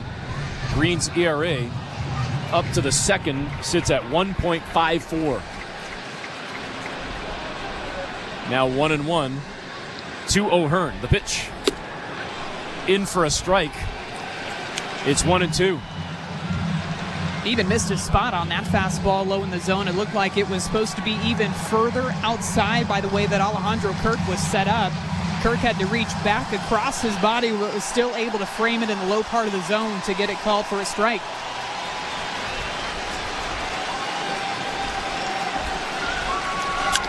And this one sent out towards second base. Picked up by Leo. Jimenez throws over to Vladdy. And the Blue Jays record the out. There's two away. A couple of quick outs there for Chad Green. Again, getting ahead in the count. It's going to make the Orioles start to swing at pitchers' pitches, which is exactly what you want to do when you're out there to close out the ball game. Two down here in the ninth inning, with the Blue Jays leading 5-2, and we have eclipsed 67,270 hot dogs. First pitch, no good, down in the dirt, 1-0. I almost feel like I need to apologize to this crowd for underestimating them so much with my number. I really got to step up my game. Hey, you did guess over 61. That's a pretty good guess. I'm nowhere close. A lot of hungry folks tonight. The 1-0 pitch in for a strike. It's 1-1. Got him with the fastball to even the count. Adley Rutschman is 0 for 2 in this ball game.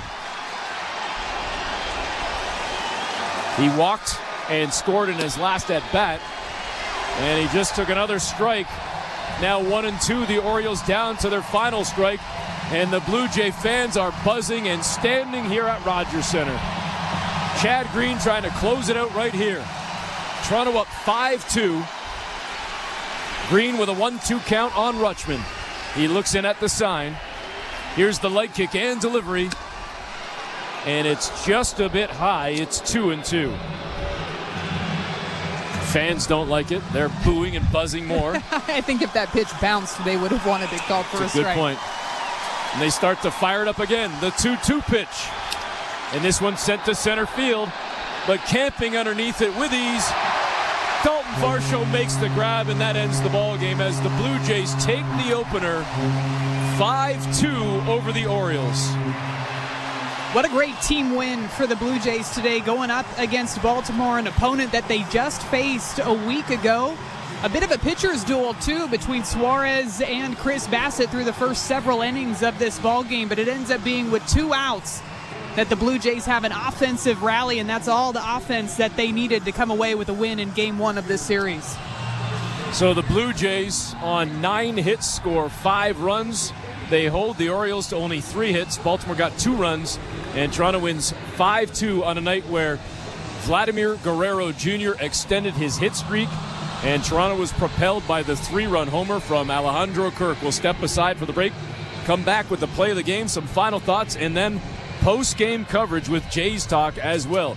You're listening to Blue Jays Baseball, brought to you by your local family-owned Crown Rust Control Center. Streaming at sportsnet.ca and the Sportsnet Radio Network. At Crown Rust Control Center, protection runs deep because every Crown Rust Control Center is owned by a local family who cares beyond business. Your Crown Rust Control Center is 100% committed to their product, to you, to their community, which is your community. Protecting you and what matters to you is equally important as protecting your vehicle. Did you know your vehicle rusts faster in warm weather? Protect your vehicle today. For a special summer offer, find your local family-owned Crown Rust Control Center at crown.com. Hi, I'm Buck Martinez, live from the showdown between Pizza and inflation. First to the plate, with over 2 million sold, it's Fixed Rate Pizza, a hot and fresh extra-large 4-topping pizza for a fixed price of $17.99 until the end of 2024. Here's the delivery. And inflation strikes out. That's a swing and a drive for Fixed Rate Pizza. Lock in yours today. Order pizza.ca. Hey, Jays fans, ready to hit a home run with your next roofing project? Step up to the plate with GAF Timberline HDZ shingles, the official roofing shingle of the Toronto Blue Jays. Just like our Jays, GAF Timberline HDZ shingles deliver top performance with unmatched durability and protection. So, when it's time to cover your bases, choose the winning team. Visit your local Home Depot or shop online at homedepot.ca for all your roofing shingles and accessories. GAF, we protect what matters most. We're 2 men in a truck, the movers who care.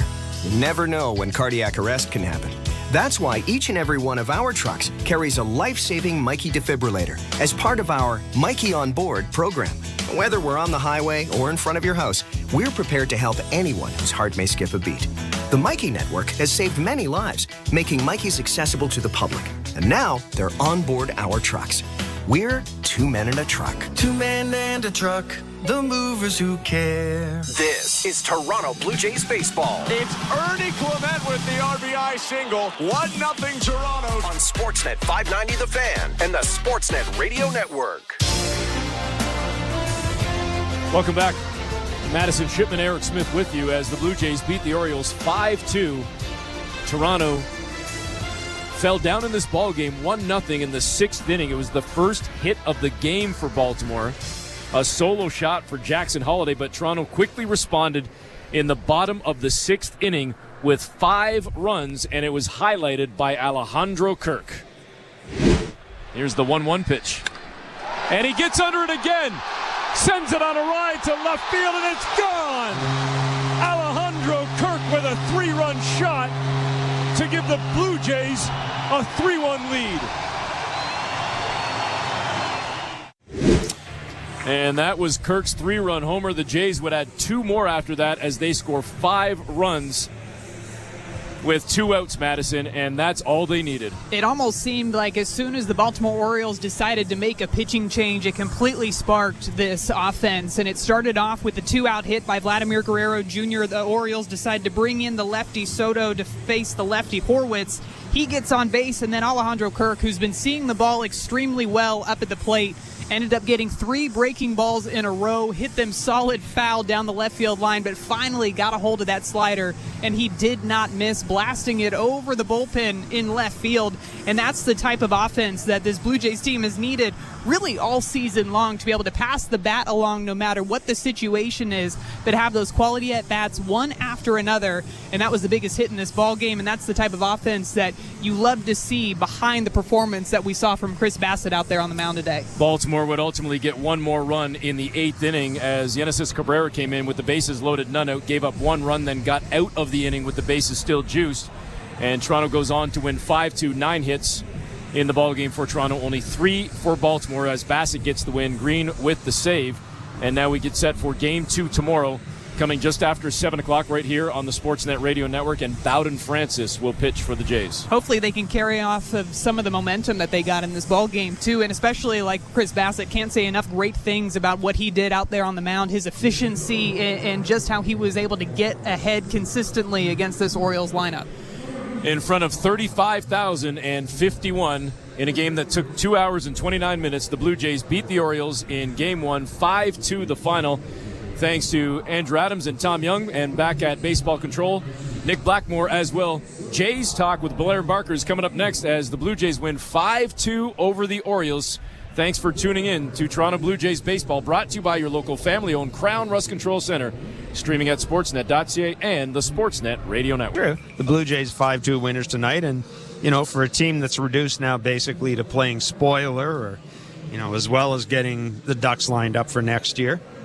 Not a bad start to a series against a team that thinks it can win the World Series. Yeah, look, I think that's exactly what the doctor ordered from Chris, right? If you're facing Chirs Bassitt, you're trying to eliminate pitches before you walk to the plate. That's why strike one is so important with him. When he is 18 to 25, that sort of sets the tone for everything. And then you're getting, like he did, called strikes, swings, and whiffs on the sinker. The sinker's arm side, the cutter's glove side. That allows him to be a little bit better with the change and split, tunneling off of each other. The consistent spin on the curve, that's the best that thing's been all month, which is a big deal for him, right? That sort of sets up changing speeds and being a little unpredictable with the sweeper, the slider, the split finger, and the four-seamer. So, yeah, it is a lot feeding off of strike one, his pace, and the change of speeds and all that stuff with the sinker, right? The called strikes, the swings, and the whiffs. When he's got those things, it's nightmarish, and that's sort of what it adds up to be, right? I mean, the Holiday home run, that's a good pitch. Every once in a while, you got to tip your hat. That's a cutter on the black. I mean, I think Chris wanted it up a little bit more. You could tell as soon as Holiday hit it, you could see him looking, and yeah, I think you're right. Yeah. It was a mislocation a little bit. Well, I mean, it was still a decent pitch, right? I mean, it's 90, it's boring in, it's on the black end. Like, every once in a while, you got to give a kid credit. So, yeah, look, this is exactly what the doctor ordered. Looked like he got a little tired in the eighth inning there and just had some bad luck, too. He made a good pitch to Mountcastle. I mean, Mountcastle continues to do things to the Blue Jays he doesn't do to other people. So, yeah, I think Cabrera, other than coming in and walking with a guy with the bases loaded, I mean, Chad Green, do we need to apologize, or do I, or do you? Because all of a sudden I'm not now apologizing for anything. Well, he looks predictable. I mean, it's a fastball away, it's a fastball up, and it's an occasional slider. Like, bing, bang, boom. Morning, good afternoon, good night. I mean, one of us should apologize. Who's it going to be, Jeff? I think it should be you, since you're going to see your mom. I think it should be you. What the hell's that got to do with anything? It's not going to see my mom. Well, she's turning 100. She's turning 100. I think you should apologize. I think it should be you. I mean, clearly it should be you. I mean, you've been telling me for the past 3 weeks that not to read anything into Vladimir Guerrero Jr.'s run because the pressure's off, and now you're telling me that I should be doing handstands because a closer on a team that's in last place got a 1-2-3 inning. I mean, I'm sorry. I'll apologize if you apologize for the Vladdy stuff. I guess 416-870-0590 star 590 1-888-666-0590. Come on, everybody out there. We kid. We are joking. 5-2. But you should apologize. There's a lot of things I should apologize. I could apologize for my entire life, and it still wouldn't. I'd still have some apologizing to do. Hey, Alejandro Kirk, speaking of apologies, a 3-run home run. Again, his 3rd home run of the year. He has looked a little more comfortable at the plate lately. And Addison Barger, a 2-out opposite field double, part of that 5-run inning. He just basically reached out. I don't know if he could have reached out any farther to get that pitch without stepping across the plate. But look, Kirky can. How would you describe what he can do down the stretch here, Kevin? How would you describe? Because again, I think we know what Alejandro Kirk is. How's that? Yeah. Okay. Yeah. Well, I mean, look, he's his bat looks quicker. Like that's the first thing for me that stands out. He's getting a little bit better rotation off his backside. I mean, sometimes he gets a little lazy with the back foot, doesn't get good rotation. Looks like he's throwing the back hip at the baseball, which will allow him to, at least have a chance of catching up to some velocity and hitting mistakes. And Soto is that power sinker slider guy, an occasional sweeper, and you flip it to him enough, sooner or later you're going to throw one where you shouldn't, and that's exactly what happened. So, look, I think right now he just gives himself a little bit better of a chance. The more he plays, the more he's at the plate, I think the better he's going to be just with the rotation and the bat speed. I don't know. I mean, I'm sure they've hooked up every – well, they've hooked up every machine known to man to figure out his swing, but it looks quicker. Yeah. I think that's what it is. Let's see 5 days in a row. That'd be nice. I mean, maybe he's not that guy, but how about 3 days in a row, a day off, and then you catch him another 2 days? How about that? You could do that. I wouldn't have any problem with that. The Orioles scratched Grayson Rodriguez just before the game with a strain. I guess a strain, if you want to call it that, of his middle upper back. Albert Suarez came in. No, it's never good. And he was warming up out before the game, and I don't know, I guess it seized up on him or something like that. For a team, Kevin, now you're getting ready for a game to face a guy who's been really good and a guy who, you know what, I mean, he's won 13. I know wins aren't everything, but he's won 13 games for a team that's first place in your division. Instead, you're facing Albert Suarez. Does that do anything at all to the hitter's mindset? Yeah, is it hard to make that adjustment? Or are you just so damn happy it isn't Grayson Rodriguez? Well, you can picture seeing a bunch of khakis running all over the place trying to get game plans to, the guys that are actually going to face Suarez. It ain't see ball, hit ball anymore. It's, what's he throwing in this count and that count? When will he elevate it? How much does he throw it? How slow, like there's just so much thought goes into every single at bat, every single pitch. So, I'm sure it wasn't the easiest thing, and I'm sure there's a reason why it looked the way it looked, right? Give him credit. He's adding, subtracting, and, he was hitting his spots. But, again, I think sometimes this just gets back to that where occasionally you just got to get athletic, see the ball, get a good pitch to hit, put your A-swing on it. And 2024, Jeff, you know better. Like, that's not going to happen, right? So that's predictable. Right. Like, whenever that happened, that's what I was thinking, man, this looks like 6 scoreless, and hopefully somebody runs into one in the 7th. And was the 6th one somebody ran into. How about that? Again with 2 outs. Spencer Horwitz, once again, right in the middle of things, a hit off a lefty. Gregory Soto, I mean, he's a guy that the Orioles are going to be relying on a lot or want to rely on a lot, but my goodness, he was not very effective tonight at all. Singled to Horwitz, doubled to Varsho, and then intentionally walking Ernie Clement. I'm sure Ernie Clement's going, what the hell's that? I've never seen that before, intentionally walked, but bringing Addison Barger to the plate for the double. And again, we talk about Spencer Horwitz. A couple of more hits tonight, a walk, and as I said, hit off a lefty. Yeah, he's a gnat with plate coverage. I mean, I've said this to you a bazillion times. Swing's a little long now. I think that's why you see him jamming himself. And, I'm sure the khakis pulling their hair out because the exit. That's almost to be expected, isn't it? A little bit? Swing getting a little long now? Yeah, I mean, maybe, yeah. I mean, he's not the oldest of guys, but I think the league's made an adjustment, right? It's the predictable counts that he's not, getting the pitches that he normally got when he was first called up and the guys were trying to figure out what he could and couldn't hit. Right. And normally that's, the location with a fastball. Go away, see if he can hit that. I'll go in, see if he can hit that. I'll go up, down, and then when he shows you he can cover all his quadrants, then they start spinning it in fastball counts in certain locations. And your swing gets a little long because your stride foot gets a little long. You're trying to catch up to certain things. You want to drive baseballs. He's a human being. He wants to impress. And, again, I said this to you today. It's sort of with that Barger thing, right? They see a golden opportunity here to impress and make a baseball team going into next season, right? You want to be the man in spring training. And, yeah, taking 99 the other way ain't no small feat. So good for them. 416-870-0590, star 590. 888-666-0590, a winning edition of Blue Jays Talk tonight. The Blue Jays 5-2 winners over the Baltimore Orioles. Ryan in Innisfil, you're on Blue Jays Talk. Good evening, gentlemen. How y'all doing? We're doing well. Let's go. Nice to hear that finally. Well, I mean, it's not like we haven't been doing well. We're doing well. I mean, we're doing better than the team most of the nights, anyhow. I think that's not that hard. Well, yeah, that is true. On a more positive note, I kind of want to talk about Kirky a little bit. I've been I'm not going to lie, I've been one of the biggest haters of Alejandro Kirk in my group of friends that I speak baseball with. But I got to say, the way he's been playing as of late and the way that he's played in the past, man, if you give Alejandro Kirk a treadmill and a set of weights for the summertime, dude, that's a silver. You mean the winter time, not the summertime.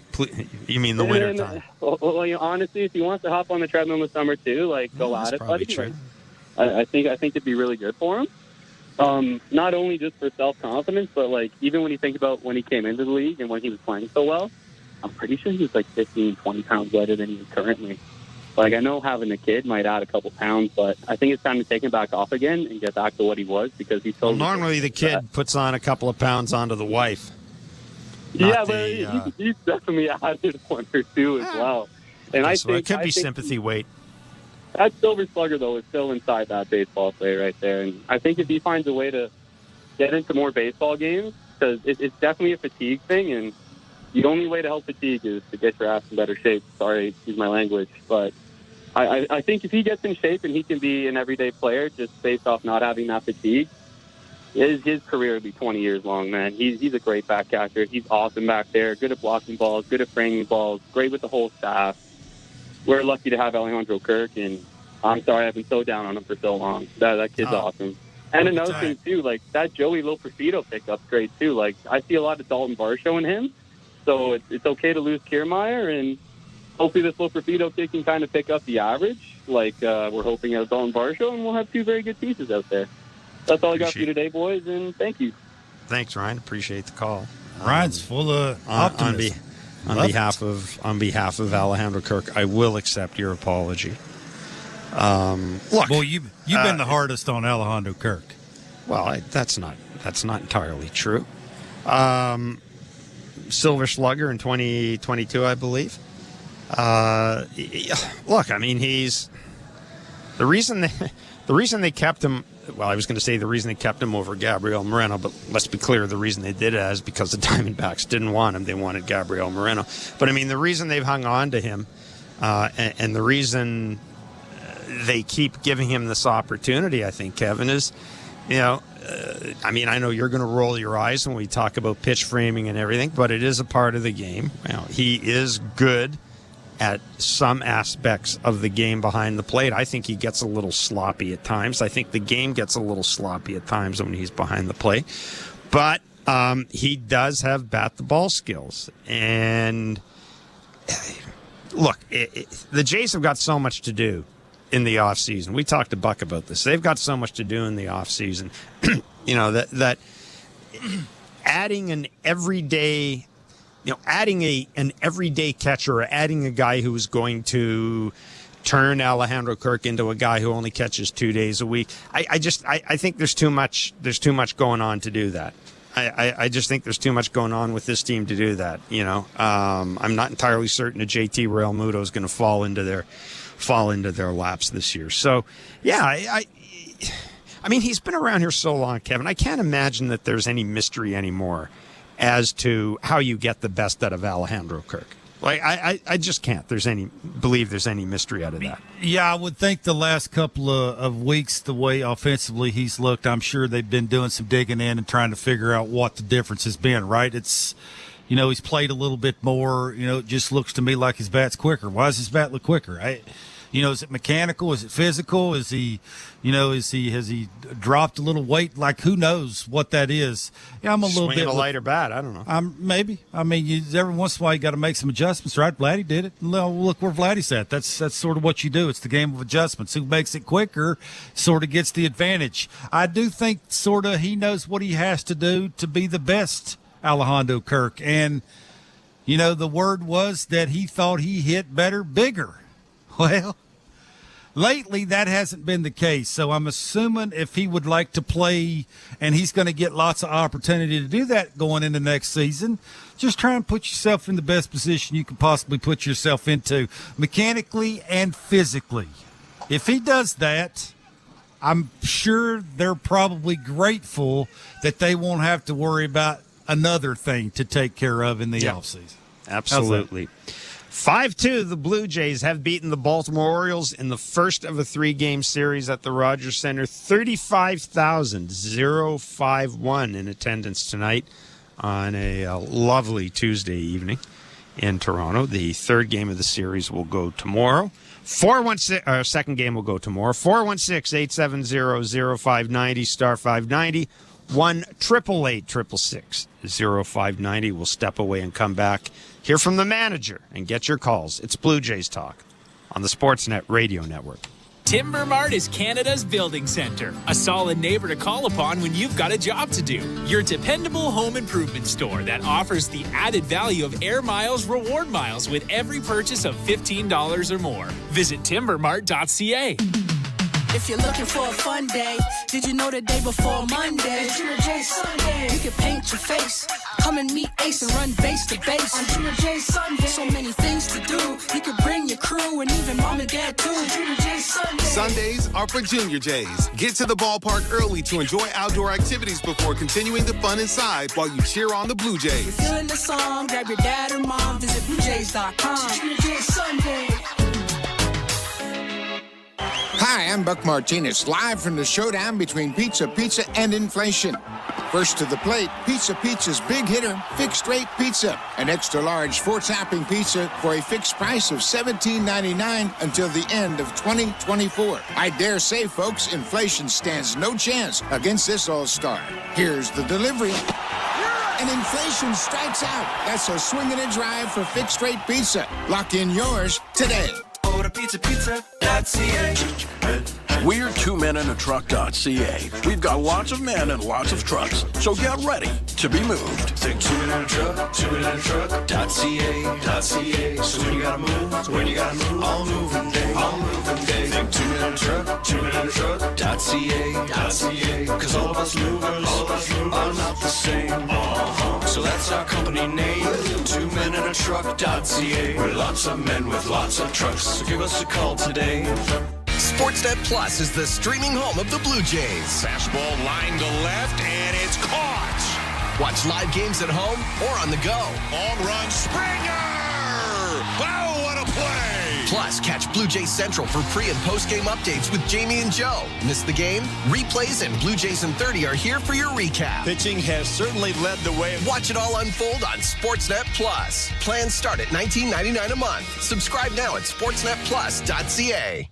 At Crown Rust Control, protection runs deep because every Crown Rust Control Center is owned by a local family who cares beyond business. Your Crown Rust Control is 100% committed to their product, to you, to their community, which is your community.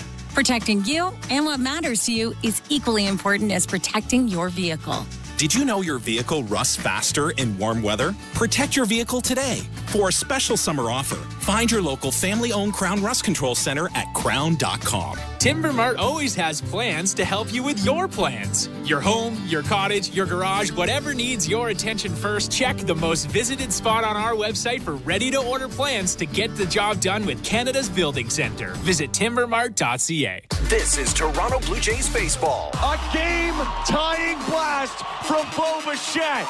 On Sportsnet 590 The Fan and the Sportsnet Radio Network. Start off with a good defensive play by Joey Loperfido in left field. Always a good sign when the first play of the game is a tough play of the game and gets made. Jeff, are you disappointed that they did not retaliate for the Kimbrel throwing at Vladimir Guerrero Jr.?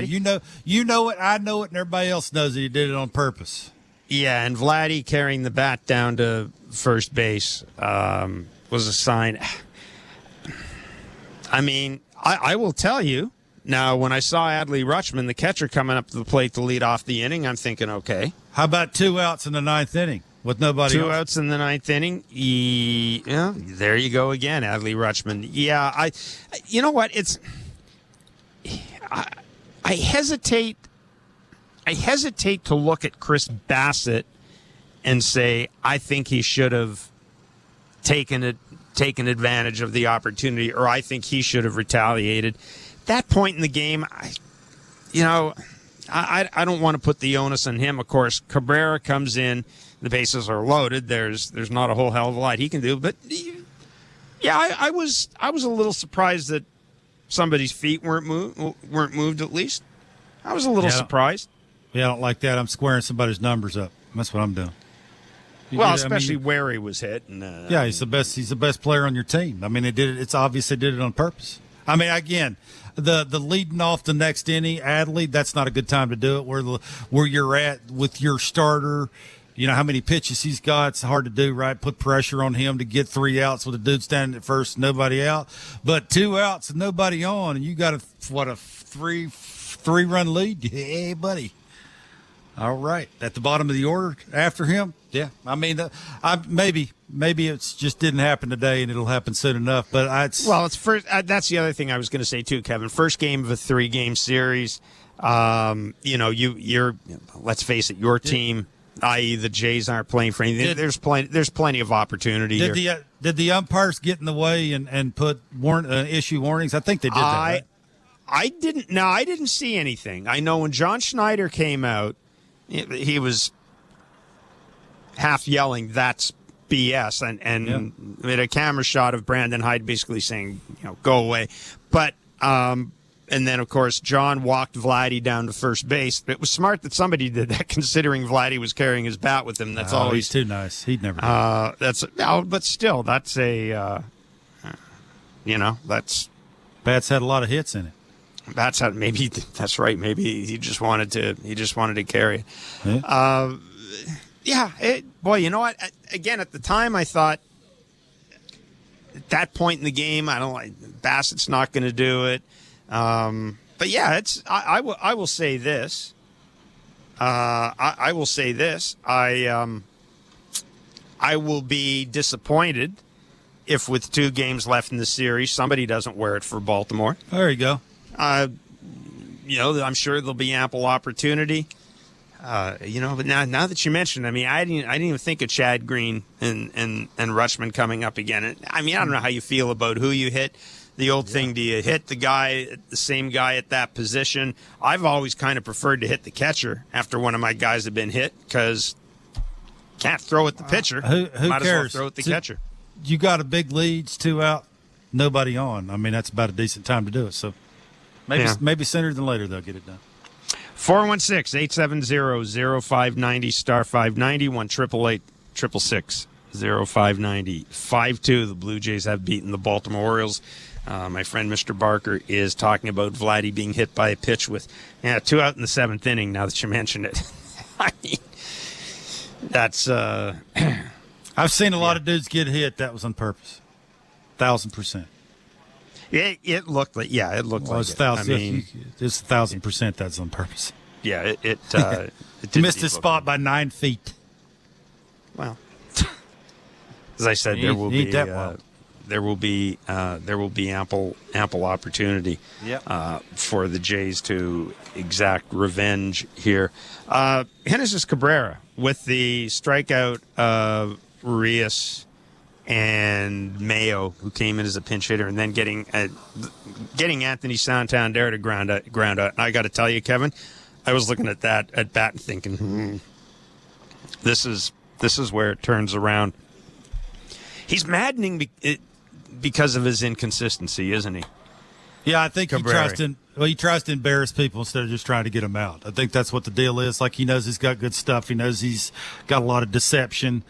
Glove side fastball gets on dudes. You can tell. I mean, it is 96, 97, but it looks like it's got a little extra gear to it. The elevated fastball looks like it's uncomfortable.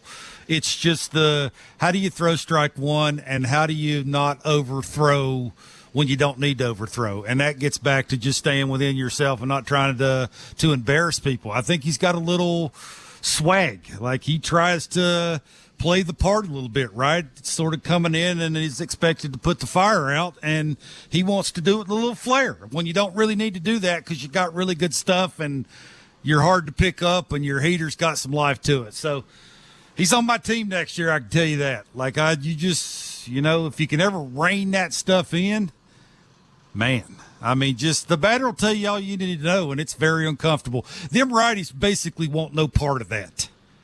That should tell you right there how good his stuff is. Yeah. Just watching the replay of Vladdy getting hit in the back and John Schneider coming out. The look on John Schneider's face. So, yes, there's something to monitor for sure as the series continues. Chirs Bassitt was awfully good tonight, had a no-hitter going through 5 innings. First pitch strikes, I believe it was 15 of 18 at one point, first pitch strikes. Was really good. Struck out the side in the 5th inning. O'Hearn, Rutschman, and Mountcastle struck out Gunnar Henderson twice. And this was Chirs Bassitt after the game on the adjustment he had to make against a lineup that he says is the best in baseball. I wouldn't say I learned like what to throw, when not to throw. I just think they exposed me. I truly think they're one of the best lineups, if not the best lineup in baseball, and I have weaknesses, and they're probably the hardest team that I could face. So it forces you to work on things that I would say you're not really comfortable working on, and I would say I probably had my best slider I've had in years today. So because of it, we worked on it the whole entire 5-6 days or whatever. So. Well, there you go. Kevin, you made a point on Blair and Barker this week, talking about Barrios and Gossman and Bassitt, and getting them through the rest of the season, and kind of getting them lined up, getting them on track, so that next year, 2025, they can hit the ground running. And I thought that's a pretty telling comment to me from Chirs Bassitt. And, kudos to Chirs Bassitt, because I think we were sitting there thinking that Chirs Bassitt was likely to be traded at the trade deadline.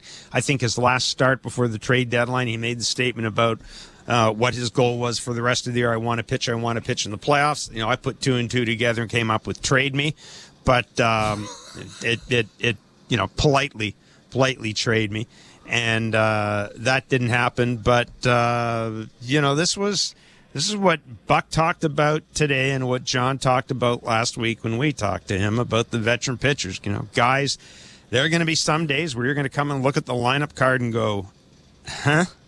But that's just the way it is. We're looking towards 2025, and if that's the approach they're going to get from Chirs Bassitt, just so much the better. It'll make these final 6 weeks a lot easier. Yeah, sometimes I think he overthinks it when he doesn't have to. When he's pitching ahead like he did today with the 18 out of 25 strike ones, it puts the hitter on the defense, and now the cutter and the sinker are on point, and sometimes it's unhittable. Yeah, John Schneider was asked about Vladdy getting hit, and asked if he thought it was retaliation for Jordan Westberg getting hit. Of course, the last time these teams played, Jordan Westberg getting hit in the hand. He's done for the year. I mean, if you want to look at it from the Jays side, from the Orioles side, there's a little bit of this back and forth going on. This was John Schneider when he was asked about Vladdy getting hit. I don't know. I mean, we're not trying to hit anyone. I think Westberg, it sucks that he got hit. It's with, you just don't like your best hitter getting hit that high. That's all. It's kind of heat of the moment stuff. There you go. I mean, if you're the Orioles, here's the thing. If you're the Orioles, you got bigger. I mean, I guess they might feel the need to quote unquote even things up after Westberg getting hit. But my goodness, you got bigger fish to fry if you're the Orioles.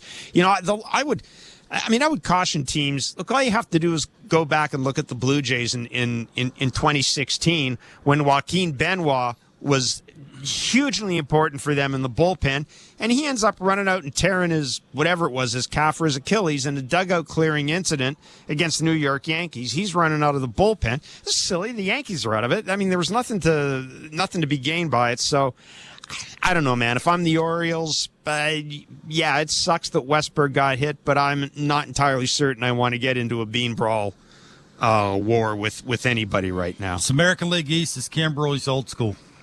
That's how it is. That is true. That's good to remember. 5-2, the Blue Jays have beaten the Baltimore Orioles. It is the first of a 3-game series. They shall do it again tomorrow night. Thank you for listening to Blue Jays. This has been Major League Baseball play-by-play on SiriusXM and the SiriusXM app. Why do I love calling this game? Calling this game. Calling this game. Calling this game. Why do I love calling this game?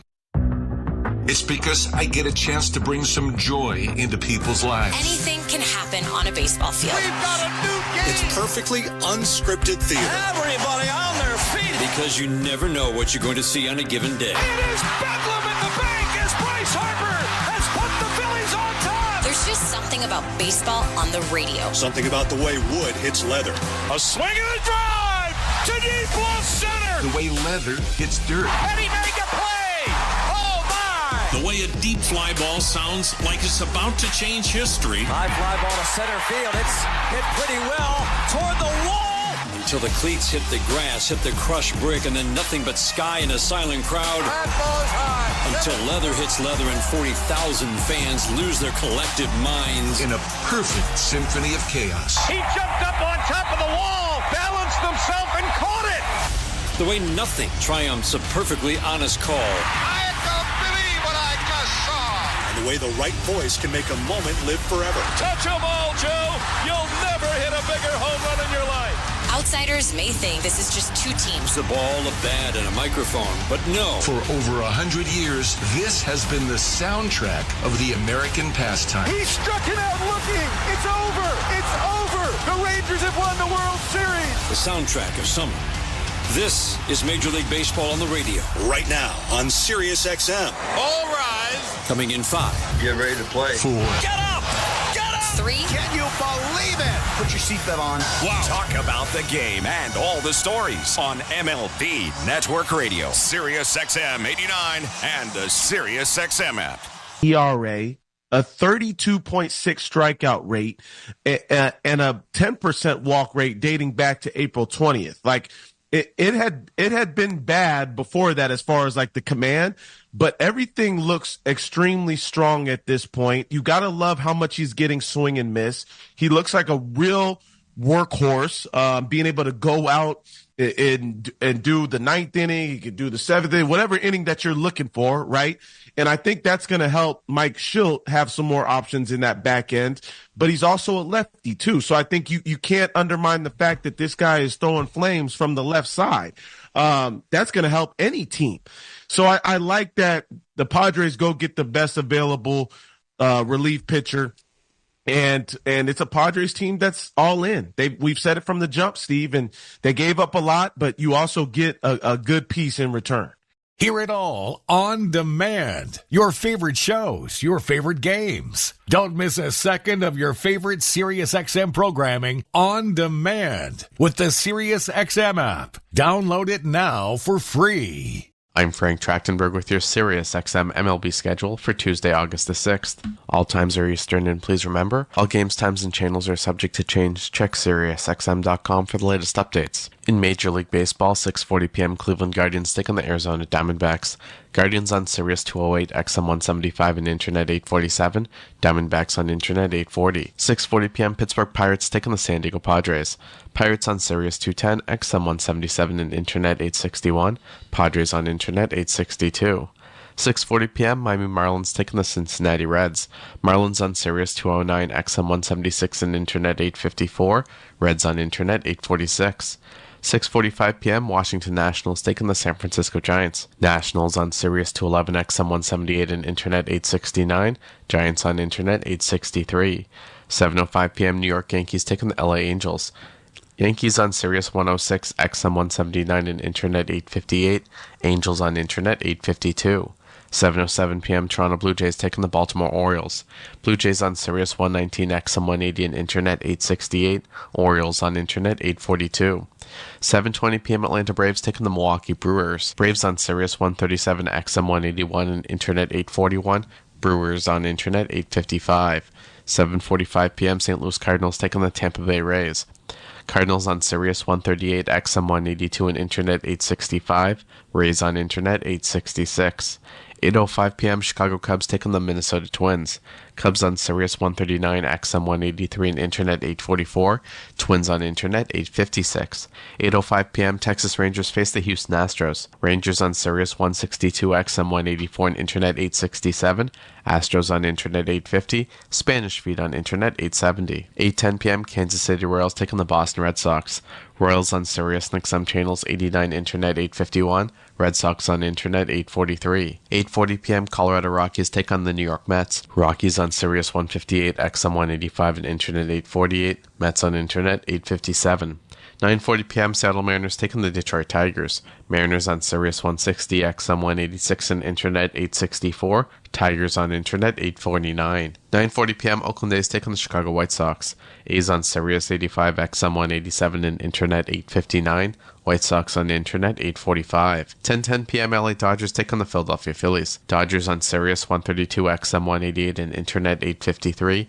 Phillies on Internet 860. Spanish feed on Sirius 161, XM 189, and Internet 871. I'm Frank Trachtenberg with your Sirius XM MLB schedule for Tuesday, August the 6th. All times are Eastern, and please remember, all games, times, and channels are subject to change. Check SiriusXM.com for the latest updates. In Major League Baseball, 6:40 p.m. Cleveland Guardians take on the Arizona Diamondbacks. Guardians on Sirius 208, XM 175, and Internet 847. Diamondbacks on Internet 840. 6:40 p.m. Pittsburgh Pirates take on the San Diego Padres. Pirates on Sirius 210, XM 177, and Internet 861. Padres on Internet 862. 6:40 p.m. Miami Marlins take on the Cincinnati Reds. Marlins on Sirius 209, XM 176, and Internet 854. Reds on Internet 846.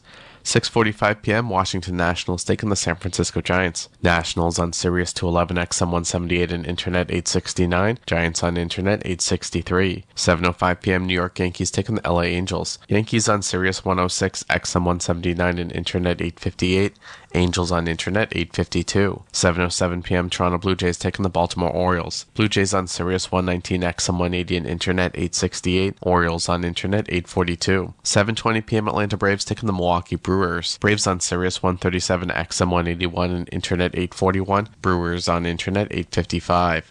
The PGA Tour comes to life on SiriusXM. It's your destination for everything on the tour. Hear live hole-by-hole coverage and expert analysis. PGA Tour Radio, SiriusXM 92. Host Steve Phillips from SiriusXM MLB Network Radio's The Leadoff Spot spoke about what the Toronto Blue Jays did at the trade deadline. If you look month by month for Kikuchi this year, in June, he had a 6.26 ERA, and in July, he's had a 6.59 ERA. So he's not throwing well since May. In return, they get Jake Bloss, then they get Joey Loperfido, 25 homers last year in the minor leagues. And when he got called up to the Major League team this year, he was leading all of minor league baseball with 13 home runs. He's held his own as a big leaguer. Also, he's a gutsy, gritty, hard-nosed player, crashing into the walls, diving, making catches. And then Will Wagner, they got in the deal, who's a second base, third baseman, the son of Billy Wagner. Remember, former closer Billy Wagner. His son, he's got a .424 on base percentage at AAA. He's got 55 walks and 31 strikeouts. And so a contact hitting guy. For me, this is an extraordinary return for the Toronto Blue Jays for Yusei Kikuchi, who's a rental pitcher who will be a free agent at the end of the year. I think the Blue Jays deserve a lot of credit for the return they got here. And you know, Dana Brown hopes he can be that guy. They love swing and miss. He does that for Houston. If he can, maybe it'll work out for them.